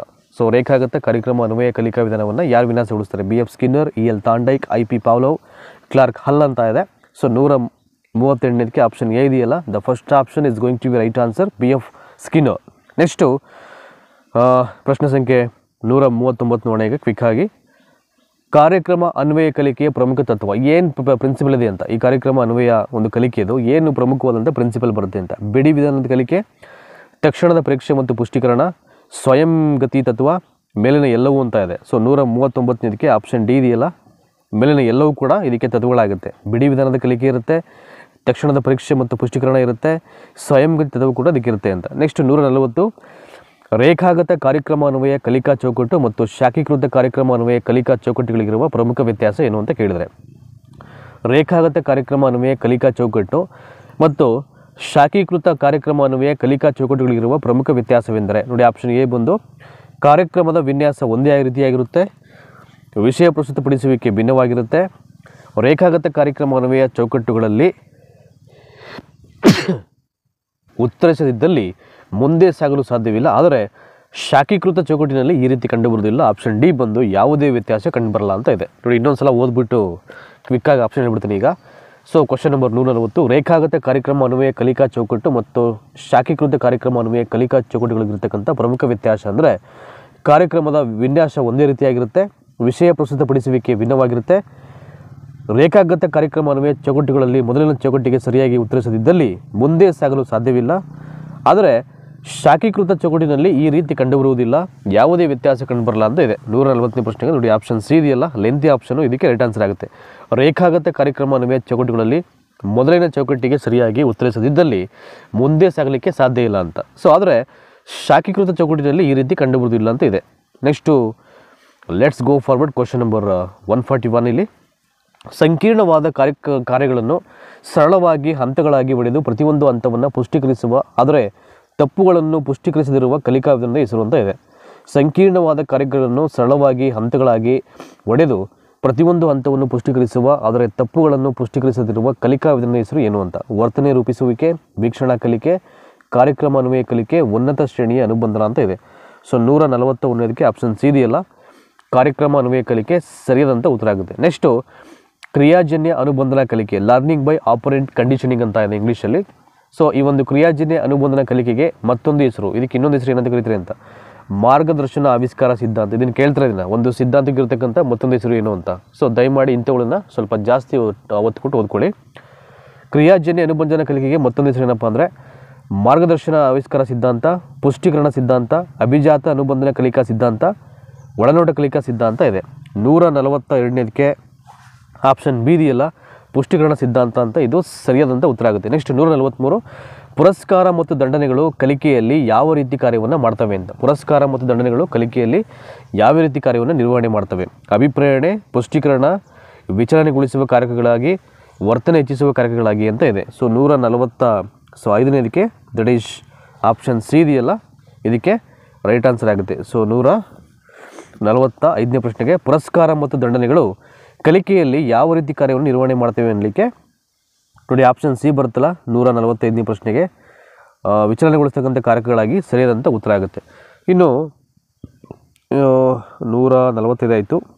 ಸೊ 143ಕ್ಕೆ 145 ಸಾರಿ, ಈಗ 147ರಿಂದ ಕ್ವಿಕ್ಕಾಗಿ ಹೇಳ್ಬಿಡ್ತೀನಿ. ಈಗ ಸ್ವಲ್ಪ ಅಲ್ಲಲ್ಲಿ ಮಿಸ್ಟೇಕ್ ಆಗಿಬಿಡ್ತು, ಈಗ ಅದನ್ನು ಕ್ಯಾನ್ಸಲ್ ಮಾಡಿ ನೋಡಿ. ಈಗ 141ರಿಂದ ಸಂಕೀರ್ಣವಾದ ಕಾರ್ಯಗಳನ್ನು ಸರಳವಾಗಿ ಹಂತಗಳಾಗಿ ಒಡೆದು ಪ್ರತಿಯೊಂದು ಹಂತವನ್ನು ಪುಷ್ಟೀಕರಿಸುವ ಆದರೆ ತಪ್ಪುಗಳನ್ನು ಪುಷ್ಟೀಕರಿಸದಿರತಕ್ಕಂಥ ಕಲಿಕಾ ವಿಧಾನದ ಹೆಸರು ಯಾವುದಪ್ಪ ಅಂದರೆ, ಸೊ ಕ್ವಶನ್ ನಂಬರ್ 147 141ಕ್ಕೆ ಸಿ ಕಾರ್ಯಕ್ರಮ ಅನ್ವಯ ಕಲಿಕೆ ಅಂತಾರೆ. ಇನ್ನು ಕ್ರಿಯಾಜನ್ಯ ಅನುಬಂಧಿತ ಕಲಿಕೆಗೆ ಮತ್ತೊಂದು ಹೆಸರೇನು ಅಂತ 142 ಆಪ್ಷನ್ ಬಿ ಇದೆಯಲ್ಲ, ಪುಷ್ಟೀಕರಣ ಸಿದ್ಧಾಂತ ರೈಟ್ ಆನ್ಸರ್ ಆಗುತ್ತೆ. ಇನ್ನು 143 ಪುರಸ್ಕಾರ ಮತ್ತು ದಂಡನೆಗಳು ಕಲಿಕೆಯಲ್ಲಿ ಯಾವ ರೀತಿ ಕಾರ್ಯವನ್ನು ನಿರ್ವಹಣೆ ಮಾಡ್ತವೆ? ಅಭಿಪ್ರೇರಣೆ, ಪುಷ್ಟೀಕರಣ, ವಿಚಲನೆಗೊಳಿಸ್ತಕ್ಕಂಥ ಕಾರಕಗಳಾಗಿ, ವರ್ತನೆ ಹೆಚ್ಚಿಸುವ ಕಾರಕಗಳಾಗಿ ಅಂತ ಇದೆ. ನೋಡಿ, ಆಪ್ಷನ್ ಬಿ ಇದೆಯಲ್ಲ, ಪುಷ್ಟೀಕರಣ, ಇದು ಇದಕ್ಕೆ ಸರಿಯಾದಂಥ ಉತ್ತರ ಆಗುತ್ತೆ. Next we will go forward. Question number 144 ಕ್ವಿಕ್ಕಾಗಿ ನೋಡೋಣ. ಈಗ 144 ಕೆಳಗಿನ ಯಾವ ಮನೋವಿಜ್ಞಾನಿಗಳು ವರ್ತನವಾದ ಪಂಥಕ್ಕೆ ಸೇರಿದವರಾಗಿರ್ತಾರೆ ಅಂತ. ಅಂದರೆ ಯಾರು ಸೇರಿದರೆ ಅಂತ, ಸ್ಟಡಿ ಆಫ್ ಬಿಹೇವಿಯರ್ ಒಂದು ಈ ಒಂದು ಪಂಥ ಏನಿದೆ ಇದಕ್ಕೆ ಅಂತ. ಇಲ್ಲಿ ಸಂಕೇತಗಳು ಕೊಟ್ಟಿದ್ದಾರೆ, ಆಪ್ಷನ್ ಕೊಟ್ಟಿದ್ದಾರೆ, ನಾವು ಚೂಸ್ ಮಾಡಬೇಕು ನೋಡ್ಕೊಂಡು. ಈಗ ವ್ಯಾಟ್ಸನ್, ಕೋಹ್ಲರ್, ಸ್ಕಿನ್ನರ್, ಪಾವ್ಲೋವ್ ಅಂತ. ಇದರಲ್ಲಿ ಯಾರು ಸಂಬಂಧಪಟ್ಟಿದ್ದಾರೆ ಅಂತ ವರ್ತನವಾದಕ್ಕೆ ನೋಡಿ. ಆಪ್ಷನ್ ಎ 1 ಮತ್ತು 4 ಸರಿಯಾಗಿದೆ ಅಂತ ಇದೆ. ಆಪ್ಷನ್ ಬಿ 2 ಮತ್ತು 3 ಸರಿಯಾಗಿದೆ. ಆಪ್ಷನ್ ಸಿ 1, 3, 4 ಸರಿಯಾಗಿದೆ ಅಂತ ಇದೆ. ಆಪ್ಷನ್ ಡಿ 1 ಮಾತ್ರ ಸರಿಯಾಗಿದೆ ಅಂತ ಇದೆ. ಸೊ 144ನೇದಕ್ಕೆ ಆಪ್ಷನ್ ಸಿ ಇದೆಯಲ್ಲ ಇಲ್ಲಿ 1, 3 ಮತ್ತು 4 ಫಸ್ಟ್ ಬರೋದೇ ಜೆ ಬಿ ವ್ಯಾಟ್ಸನ್. ಯಾಕಂದರೆ ಸ್ಟಡಿ ಆಫ್ ಬಿಹೇವಿಯರನ್ನು ಫಸ್ಟ್ ಪರಿಚಯ ಮಾಡಿದ್ದು ಅವ್ರು ಮಂಡಿಸಿದ್ದು ಅವರೇ ಫಸ್ಟು ಸಿದ್ಧಾಂತವನ್ನು, ಅದನ್ನು ವರ್ತನವಾದವನ್ನು. ಇನ್ನು ಅದನ್ನು ಬಿಟ್ಟರೆ ಇನ್ನು ಸ್ಕಿನ್ನರ್ ಅವರು ಬರ್ತಾರೆ. ಇನ್ನು 4 ಪಾವ್ಲೋವ್ ಬರುತ್ತೆ. ಕೋಹ್ಲರ್ದು ಸಿದ್ಧಾಂತ ಬೇರೆ ಅದು. ಸೊ ಇಲ್ಲಿ ವರ್ತನವಾದ ಪಂಥಕ್ಕೆ ಬರಲ್ಲ ಅವರು. ಸೊ 1, 3, 4 ಸರಿಯಾಗಿದೆ. ಜೆ ಬಿ ವಾಟ್ಸನ್ನು, ಸ್ಕಿನ್ನರು, ಪಾವ್ಲೋವ್ ಇವು 3 ಜನ ಕೂಡ ಈ ವರ್ತನವಾದ ಪಂಥಕ್ಕೆ ಸೇರಿದಂಥ ಮನೋವಿಜ್ಞಾನಿಗಳು ಇವರು. ನೆಕ್ಸ್ಟು, ಮಕ್ಕಳ ಅನುಕ್ರಿಯೆಗಳನ್ನು ನಾವು ಯಾವ ರೀತಿ ಪುನರ್ಬಲನಗೊಳಿಸಿದಾಗ ಅವರು ವೇಗವಾಗಿ ಕಲಿಯುತ್ತಾರೆ. ಮಕ್ಕಳ ಅನುಕ್ರಿಯೆಗಳನ್ನು ನಾವು ಯಾವ ರೀತಿ ಪುನರ್ಬಲನಗೊಳಿಸಿದಾಗ ಅವರು ವೇಗವಾಗಿ ಕಲಿಯುತ್ತಾರೆ. ವರದಿ, ಶಿಕ್ಷೆ, ಪುರಸ್ಕಾರ ಮತ್ತು ತೆಗಳಿಕೆ ಅಂತ. ನಾವು ಏನನ್ನು ಅವರಿಗೆ ಪುನರ್ಬಲನಗೊಳಿಸಿದಾಗ ಅವರ ಒಂದು ಕಲಿಕೆಯ ವೇಗ ಜಾಸ್ತಿ ಆಗುತ್ತೆ ಅಂತ. ವರದಿ, ಶಿಕ್ಷೆ, ಪುರಸ್ಕಾರ, ತೆಗಳಿಕೆ ಅಂತ. 145ನೇದಕ್ಕೆ ಆಪ್ಷನ್ ಸಿ ಪುರಸ್ಕಾರವನ್ನು ಹೇರಿದಾಗ ಏನಾಗುತ್ತೆ, ಇಂಟ್ರೆಸ್ಟ್ ಜಾಸ್ತಿ ಆಗುತ್ತೆ. ನಮಗೇನಾದ್ರು ಸಿಗುತ್ತೆ ಅಂತ ಗೊತ್ತಾಗುತ್ತೆ, ಅವರು ಖುಷಿ ಪಡ್ತಾರೆ. ಒಂದು ಅಪ್ರಿಷಿಯೇಷನ್ ಸಿಕ್ಕಿದ್ರೆ ಅವಾಗೇನಾಗುತ್ತೆ, ಅವರ ಕೆಲಸ ಕಾರ್ಯಗಳು ಮತ್ತಷ್ಟು ಜಾಸ್ತಿ ಆಗುತ್ತೆ ಅಂತ, ಅವರ ಕಲಿಕೆಯ ವೇಗ ಜಾಸ್ತಿ ಆಗುತ್ತೆ ಅಂತ. ಸೊ ನೆಕ್ಸ್ಟು 146ನೇದು match the following type questions. ಇವೆಲ್ಲ ಮ್ಯಾಚ್ ಮಾಡಬೇಕು ಯಾವ್ದು ಸರಿ ಅಂತ. ಮನೋವಿಜ್ಞಾನಿಗಳು ತಮ್ಮ ಪ್ರಯೋಗಕ್ಕೆ ಬಳಸಿದ ಪ್ರಾಣಿ ಪಕ್ಷಿಗಳನ್ನು ನೀಡಲಾಗಿದೆ, ಅವುಗಳನ್ನು ಸರಿಯಾಗಿ ಹೊಂದಿಸಿ ಬರೆಯಿರಿ ಅಂತ ಇದೆ. ಅವುಗಳನ್ನು ಸರಿಯಾಗಿ ಹೊಂದಿಸಿ ಬರೆಯಿರಿ. Part ಎನಲ್ಲಿ ತಾಂಡೈಕು, wolf gang ಕೋಹ್ಲರು, IP Pavlov ಮತ್ತು BF ಸ್ಕಿನ್ನರ್ ಅಂತ. ಇವರು ತಮ್ಮ ಪ್ರಯೋಗಕ್ಕೆ ಬಳಸ್ಕೊಂಡಂಥ ಪಕ್ಷಿಗಳನ್ನು ನಾವು ಏನು ಮಾಡಬೇಕು, ಇಲ್ಲಿ ಮ್ಯಾಚ್ ಮಾಡಬೇಕು. ಫಸ್ಟ್ ಏನು ಮಾಡ್ತೀನಿ, ಸರಿದಂಥ ಉತ್ತರವನ್ನು ನಿಮ್ಗೆ ಹೇಳ್ಬಿಡ್ತೀನಿ, ಆಮೇಲೆ ನಾನು ಒಂದು ಕಡೆಯಿಂದ ಮ್ಯಾಚ್ ಮಾಡ್ತೀನಿ. ಈಗ 146ನೇದಕ್ಕೆ ಆಪ್ಷನ್ ಸಿ ಇದೆಯಲ್ಲ ಇಲ್ಲಿ, ಇದು ರೈಟ್ ಆನ್ಸರು. ಈಗ ನೋಡೋಣ, ಈಗ ಮ್ಯಾಚ್ ಮಾಡಿ, ಈಗ ಯಾವುದಕ್ಕೆ ಯಾವ ಸರಿ ಅಂತ. ಸೊ ತಾಂಡೈಕು ಯಾವುದ್ರ ಮೇಲೆ ಪ್ರಯೋಗ ಮಾಡ್ತಾನೆ, ಸಿ ಬೆಕ್ಕಿನ ಮೇಲೆ. ಸೊ ಗ್ಯಾಂಗ್ ಕೋಹ್ಲರು ಯಾವುದ್ರ ಮೇಲೆ ಪ್ರಯೋಗ ಮಾಡ್ತಾನೆ, ಚಿಂಪಾಂಜಿ ಮೇಲೆ, ಆಯಿತಾ. ನೆಕ್ಸ್ಟು ಸಿ ಪಾವ್ಲೋವ್ ಯಾವುದ್ರ ಮೇಲೆ, ನಾಯಿ ಮೇಲೆ. ಇದಕ್ಕೆ ಸಂಬಂಧಪಟ್ಟಂಥ ಪ್ರಶ್ನೆಯನ್ನು ನಾವು ನೋಡಿದ್ವಿ ಆವಾಗಲೇ. ಇನ್ನು BF ಸ್ಕಿನ್ನರ್ ಬಂದು ಪಾರಿವಾಳ. ಅರ್ಥ ಆಯಿತಾ ನಿಮಗೆ? ಈಗ ಒಂದೊಂದೇ ಓದ್ಕೊಳ್ಳಿ, ಇದು ನಿಮಗೆ ಪಕ್ಕ ಅರ್ಥ ಆಗ್ಬಿಡುತ್ತೆ ಈಗ. ಸೊ ತಾಂಡೈಕ್ ಬಂದ್ಬಿಟ್ಟು ಯಾವುದು, ಬೆಕ್ಕಿನ ಮೇಲೆ ಪ್ರಯೋಗ ಮಾಡ್ತಾನೆ. ಕೋಹ್ಲರ್ ಬಂದ್ಬಿಟ್ಟು ದಟ್ ಈಸ್ ಚಿಂಪಾಂಜಿ ಮೇಲೆ. ಪಾವ್ಲೋವ್ ಬಂದ್ಬಿಟ್ಟು ನಾಯಿ ಮೇಲೆ. ಸ್ಕಿನ್ನರ್ ಬಂದ್ಬಿಟ್ಟು ದಟ್ ಈಸ್ ಪಾರಿವಾಳ ಮೇಲೆ ಅವನು ಪ್ರಯೋಗವನ್ನು ಮಾಡುವಂಥದ್ದು. ಇಂಥ ಪ್ರಶ್ನೆಯನ್ನು ಕೇಳ್ತಕ್ಕಂಥ ಚಾನ್ಸಸ್ ಬಹುತೇಕ ಇರುತ್ತೆ. ಹಾಗಾಗಿ ಈ ಮನೋವಿಜ್ಞಾನಿಗಳು ಅವರು ಮಾಡಿದಂಥ ಪ್ರಯೋಗಗಳು ಯಾವ ಪ್ರಾಣಿ ಪಕ್ಷಿಗಳ ಮೇಲೆ ಪ್ರಯೋಗವನ್ನು ಮಾಡ್ತಾರೆ, ದಯಮಾಡಿ ಅವೆಲ್ಲವನ್ನು ನೀವು ಪೂರ್ಣ ಪ್ರಮಾಣದಲ್ಲಿ ವಿಷಯವನ್ನು ಗ್ರಹಿಸ್ಕೊಳ್ಬೇಕಾಗುತ್ತೆ. ಸೊ ಇದರಲ್ಲಿ ಯಾವ ಒಂದು ಮೂಲದಿಂದಲೂ ಬೇಕಾದ್ರೆ ಪ್ರಶ್ನೆಯನ್ನು ಕೇಳ್ತಕ್ಕಂಥ ಸಾಧ್ಯತೆ ಇದ್ದೇ ಇರುತ್ತೆ. ಸೊ ನೆಕ್ಸ್ಟು 147ನೇ ಪ್ರಶ್ನೆ ನೋಡೋಣ. ಈಗ ಕ್ವಶನ್ ನಂಬರ್ಸ್ 147 ಇಲ್ಲಿ ಪುಷ್ಟೀಕರಣ ಪುನರ್ಬಲನ ಪರಿಕಲ್ಪನೆಯನ್ನು ಮೊಟ್ಟಮೊದಲ ಪರಿಚಯ ಮಾಡಿದಂಥ ಮನೋವಿಜ್ಞಾನಿ. ಪುಷ್ಟೀಕರಣ ಮತ್ತು ಪುನರ್ಬಲನ ಪರಿಕಲ್ಪನೆಯನ್ನು ಫಸ್ಟು ಯಾರು ಅದನ್ನು ಪರಿಚಯ ಮಾಡ್ತಾರೆ ಅಂತ. ಸೊ ಕೋಹ್ಲರು, ಪಾವ್ಲೋವ್, ತಾಂಡೈಕ್ ಮತ್ತು BM ಸ್ಕಿನ್ನರ್ ಅಂತ ಇದೆ. 147ನೇ ಪ್ರಶ್ನೆಗೆ ಆಪ್ಷನ್ ಡಿ ಇದೆಯಲ್ಲ, ಇದು ರೈಟ್ ಆನ್ಸರ್. ನೆಕ್ಸ್ಟು 148 ಶಿಕ್ಷಕರ ನಡವಳಿಕೆಗಳನ್ನು ನಿರ್ದಿಷ್ಟವಾದ ಗುರಿಗಳ ಪ್ರಕಾರ ಮಾರ್ಪಾಡು ಮಾಡಲು ಮಾಡಿದ ಇತ್ತೀಚಿನ ಅನ್ವೇಷಣೆ ಇದಾಗಿದೆ ಅಂತ. ಶಿಕ್ಷಕರ ನಡವಳಿಕೆಗಳನ್ನು ನಿರ್ದಿಷ್ಟವಾದ ಗುರಿಗಳ ಪ್ರಕಾರ ಮಾರ್ಪಾಡು ಮಾಡಲು ಮಾಡಿದ ಇತ್ತೀಚಿನ ಅನ್ವೇಷಣೆ ಇದಾಗಿದೆ. ಬಹುವರ್ಗ ಬೋಧನೆ, ಅಣುಬೋಧನೆ, ತರಗತಿ ಬೋಧನೆ, ತಂಡ ಬೋಧನೆ ಅಂತ. 148 ಆಪ್ಷನ್ ಬಿ ಇದೆಯಲ್ಲ, ಇದಕ್ಕೆ ಸರಿಯಾದಂಥ ಉತ್ತರ ಅಣುಬೋಧನೆ. 149 ಅಣುಬೋಧನೆ ಈ ಕೆಳಗಿನ ಯಾವ ಹಂತದ ಶಿಕ್ಷಣಾರ್ಥಿಗಳಿಗೆ ಹೆಚ್ಚು ಉಪಯುಕ್ತವಾಗಿದೆ. ಅಣುಬೋಧನೆ ಈ ಕೆಳಗಿನ ಯಾವ ಹಂತದ ಶಿಕ್ಷಣಾರ್ಥಿಗಳಿಗೆ ಹೆಚ್ಚು ಉಪಯುಕ್ತವಾಗಿದೆ. D.Ed ಹಂತದ ಪ್ರಶಿಕ್ಷಣಾರ್ಥಿಗಳಿಗೆ, B.Ed ಹಂತದ ಪ್ರಶಿಕ್ಷಣಾರ್ಥಿಗಳಿಗೆ, ಉನ್ನತ ಹಾಗೂ ಪ್ರಾಥಮಿಕ ಹಂತದ ಶಿಕ್ಷಕರಾಗ ಬಯಸುವವರಿಗೆ, ಪದವಿ ಕಾಲೇಜು ಶಿಕ್ಷಕರಾಗ ಬಯಸ್ತಕ್ಕಂಥ ಅಭ್ಯರ್ಥಿಗಳಿಗೆ ಮಾತ್ರ ಅಂತ ಇದೆ. ಅಣುಬೋಧನೆ ಅಂತಕ್ಕಂಥದ್ದು ಯಾರಿಗೆ ಇದು ಹೆಚ್ಚು ಉಪಯುಕ್ತವಾಗಿದೆ ಅಂತ, ಯಾವ ಲೆವೆಲಲ್ಲಿ ಅಂತ, ಇದು ಯಾವ ಸ್ಟೇಜಲ್ಲಿ ಅಂತ. 149 ಆಪ್ಷನ್ ಸಿ ಇದೆಯಲ್ಲ ಇಲ್ಲಿ, ಉನ್ನತ ಹಾಗೂ ಪ್ರಾಥಮಿಕ ಹಂತದ ಶಿಕ್ಷಕರಾಗ ಬಯಸ್ತಕ್ಕಂಥ ಒಂದು ಶಿಕ್ಷಕರಿಗೆ ಅಣುಬೋಧನೆ ಅಂತಕ್ಕಂಥದ್ದು ಜಾಸ್ತಿ ಯೂಸ್ ಆಗುತ್ತೆ. ಸೊ ಇನ್ನು 150ನೇ ಪ್ರಶ್ನೆ, ಈ ಒಂದು ವಿಡಿಯೋ ಸೆಷನ್ನ ಕಡೆಯ ಪ್ರಶ್ನೆ ಇದು. ಇನ್ನು ಉಳಿದಿದ್ದನ್ನು ಆಮೇಲೆ ನೋಡೋಣ ನಾವು. 150ನೇ ಪ್ರಶ್ನೆ ದಟ್ ಈಸ್ ನೋಡೋಣ, ಕಂಪ್ಲೀಟ್ ಮಾಡಿಬಿಡೋಣ ಅಂತೆಗೆ. 150 ಒಳನೋಟವನ್ನು ಈ ಕೆಳಕಂಡ ಯಾವ ರೀತಿಯಲ್ಲಿ ವ್ಯಾಖ್ಯಾನಿಸಬಹುದು ಅಂತ. ಒಳನೋಟವನ್ನು ಈ ಕೆಳಕಂಡ ಯಾವ ರೀತಿಯಲ್ಲಿ ವ್ಯಾಖ್ಯಾನವನ್ನು ಮಾಡ್ಬೋದು. ಪರಿಹಾರದ ಕಡೆಗೆ ಜೀವಿಯ ಗಮನ ಸೆಳೆಯುವುದು, ಸೃಜನಶೀಲತೆ ಒಳಗೊಳ್ಳುವ ಒಂದು ರೀತಿಯ ಅಂತಃಸ್ಫುರಣೆ, ವೈಜ್ಞಾನಿಕ ವಿಧಾನದಲ್ಲಿ ಸಮಸ್ಯೆ ಪರಿಹರಿಸಿಕೊಳ್ಳುವಿಕೆ, ಅನುಭವವನ್ನು ತಕ್ಷಣ ಪುನರ್ಸಂಘಟಿಸುವಿಕೆ ಅಂತ ಇದೆ. ಸೊ 150ನೇದಕ್ಕೆ ಆಪ್ಷನ್ ಡಿ ರೈಟ್ ಆನ್ಸರು. ಒಳನೋಟವನ್ನು ಈ ಕೆಳಕಂಡ ಯಾವ ರೀತಿಯಲ್ಲಿ ವ್ಯಾಖ್ಯಾನ ಮಾಡ್ತೀವಿ ಅಂದರೆ ಅನುಭವವನ್ನು ತಕ್ಷಣ ಪುನರ್ಸಂಘಟಿಸುವಿಕೆಗೆ ಅಂತ ಇದೆ. ಸೊ ನೆಕ್ಸ್ಟು 151ನೇ ಪ್ರಶ್ನೆ, ಒಳನೋಟ ಕಲಿಕೆಯ ಮೇಲೆ ಮೊಟ್ಟ ಮೊದಲು ಪ್ರಯೋಗ ನಡೆಸಿದಂಥ ಮನೋವೈಜ್ಞಾನಿಕ ಶಾಲೆ ಅಂತ.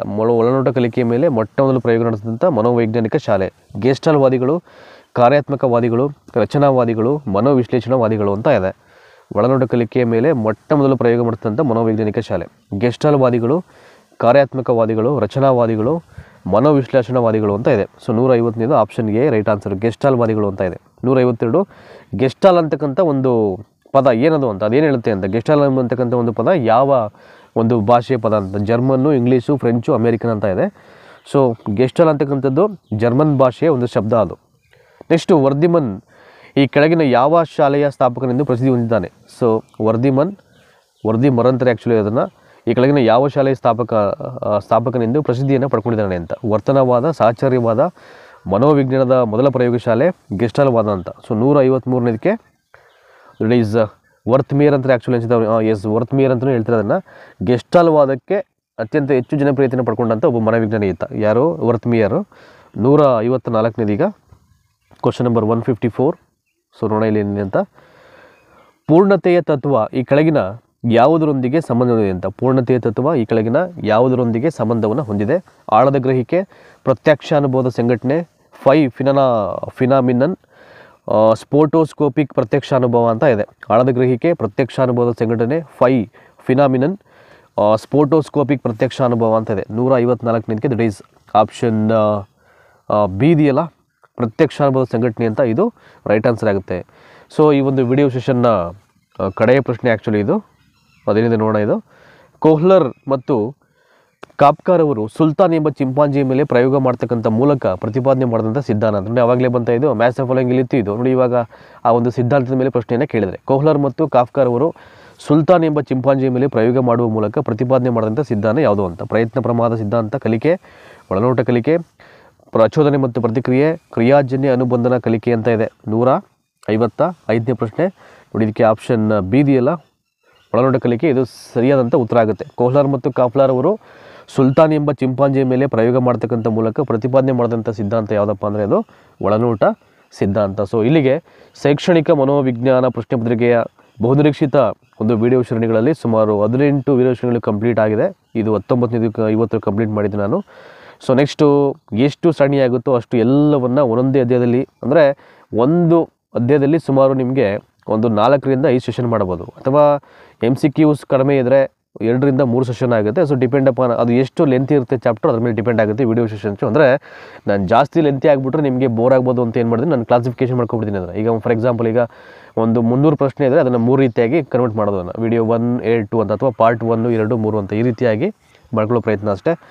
ಸೊ ದಯಮಾಡಿ ಎಲ್ಲರಿಗೂ ಶೇರ್ ಮಾಡಿ, ನಮ್ಮ ಫೇಸ್ಬುಕ್ ಪೇಜನ್ನು ಫಾಲೋ ಮಾಡಿ. ಸೊ ಈ ಒಂದು ವಿಡಿಯೋ ಸೆಷನ್ನು ಖಂಡಿತವಾಗಲೂ ಮುಂದೆ ಎಲ್ಲವೂ ಕಂಟಿನ್ಯೂ ಆಗುತ್ತೆ. ಇವೆಲ್ಲವೂ ಆದ ನಂತರದಲ್ಲಿ ನಾನು ಒಂದು PDF ಶೇರ್ ಮಾಡಲಿಕ್ಕೆ ಟ್ರೈ ಮಾಡ್ತೀನಿ. ಮೊದಲು ನಿಮಗೆ ಕ್ಲಾಸಸ್ ಕಂಪ್ಲೀಟ್ ಆಗಬೇಕು. ಇವೆಲ್ಲವೂ ಆದ ನಂತರದಲ್ಲಿ ಇದಕ್ಕೆ ಸಂಬಂಧಪಟ್ಟಂಥ ಒಂದು PDFs ಎಲ್ಲವನ್ನು ಟೆಲಿಗ್ರಾಮಲ್ಲಿ ನಾನು ಶೇರ್ ಮಾಡಲಿಕ್ಕೆ ನಿಮಗೆ ಪ್ರಯತ್ನ ಮಾಡ್ತೀನಿ. ಸೊ ಇಷ್ಟು ಹೊತ್ತು ಈ ಒಂದು ವಿಡಿಯೋ ಸರಣಿಯನ್ನು ವೀಕ್ಷಣೆ ಮಾಡಿದಂಥ ನಿಮಗೆಲ್ಲ ಒಳ್ಳೆಯದಾಗಲಿ, ಶುಭವಾಗಲಿ, ಒಳ್ಳೆಯ ಸ್ಕೋರನ್ನು ಮಾಡಿ TET ಮತ್ತು GPSTನಲ್ಲಿ. ಸೊ ನಿಮ್ಮ ಭವಿಷ್ಯ ಉಜ್ವಲ ಆಗಲಿ ಅಂತ ಹಾರೈಸ್ತಾ ಸದ್ಯಕ್ಕೆ ಈ ಒಂದು 18ನೇ ವಿಡಿಯೋ ಸೆಷನ್ ಇಲ್ಲಿ ಕಂಪ್ಲೀಟ್ ಮಾಡ್ತಾ ಇದ್ದೀನಿ. ಸೊ 19ನೇ ವಿಡಿಯೋ ಸೆಷನಲ್ಲಿ ನಿಮ್ಮನ್ನೆಲ್ಲ ಮತ್ತೆ ಭೇಟಿ ಆಗ್ತೀನಿ. ಅಲ್ಲಿವರೆಗೆ ನಿಮಗೆಲ್ಲ ನಮಸ್ಕಾರ.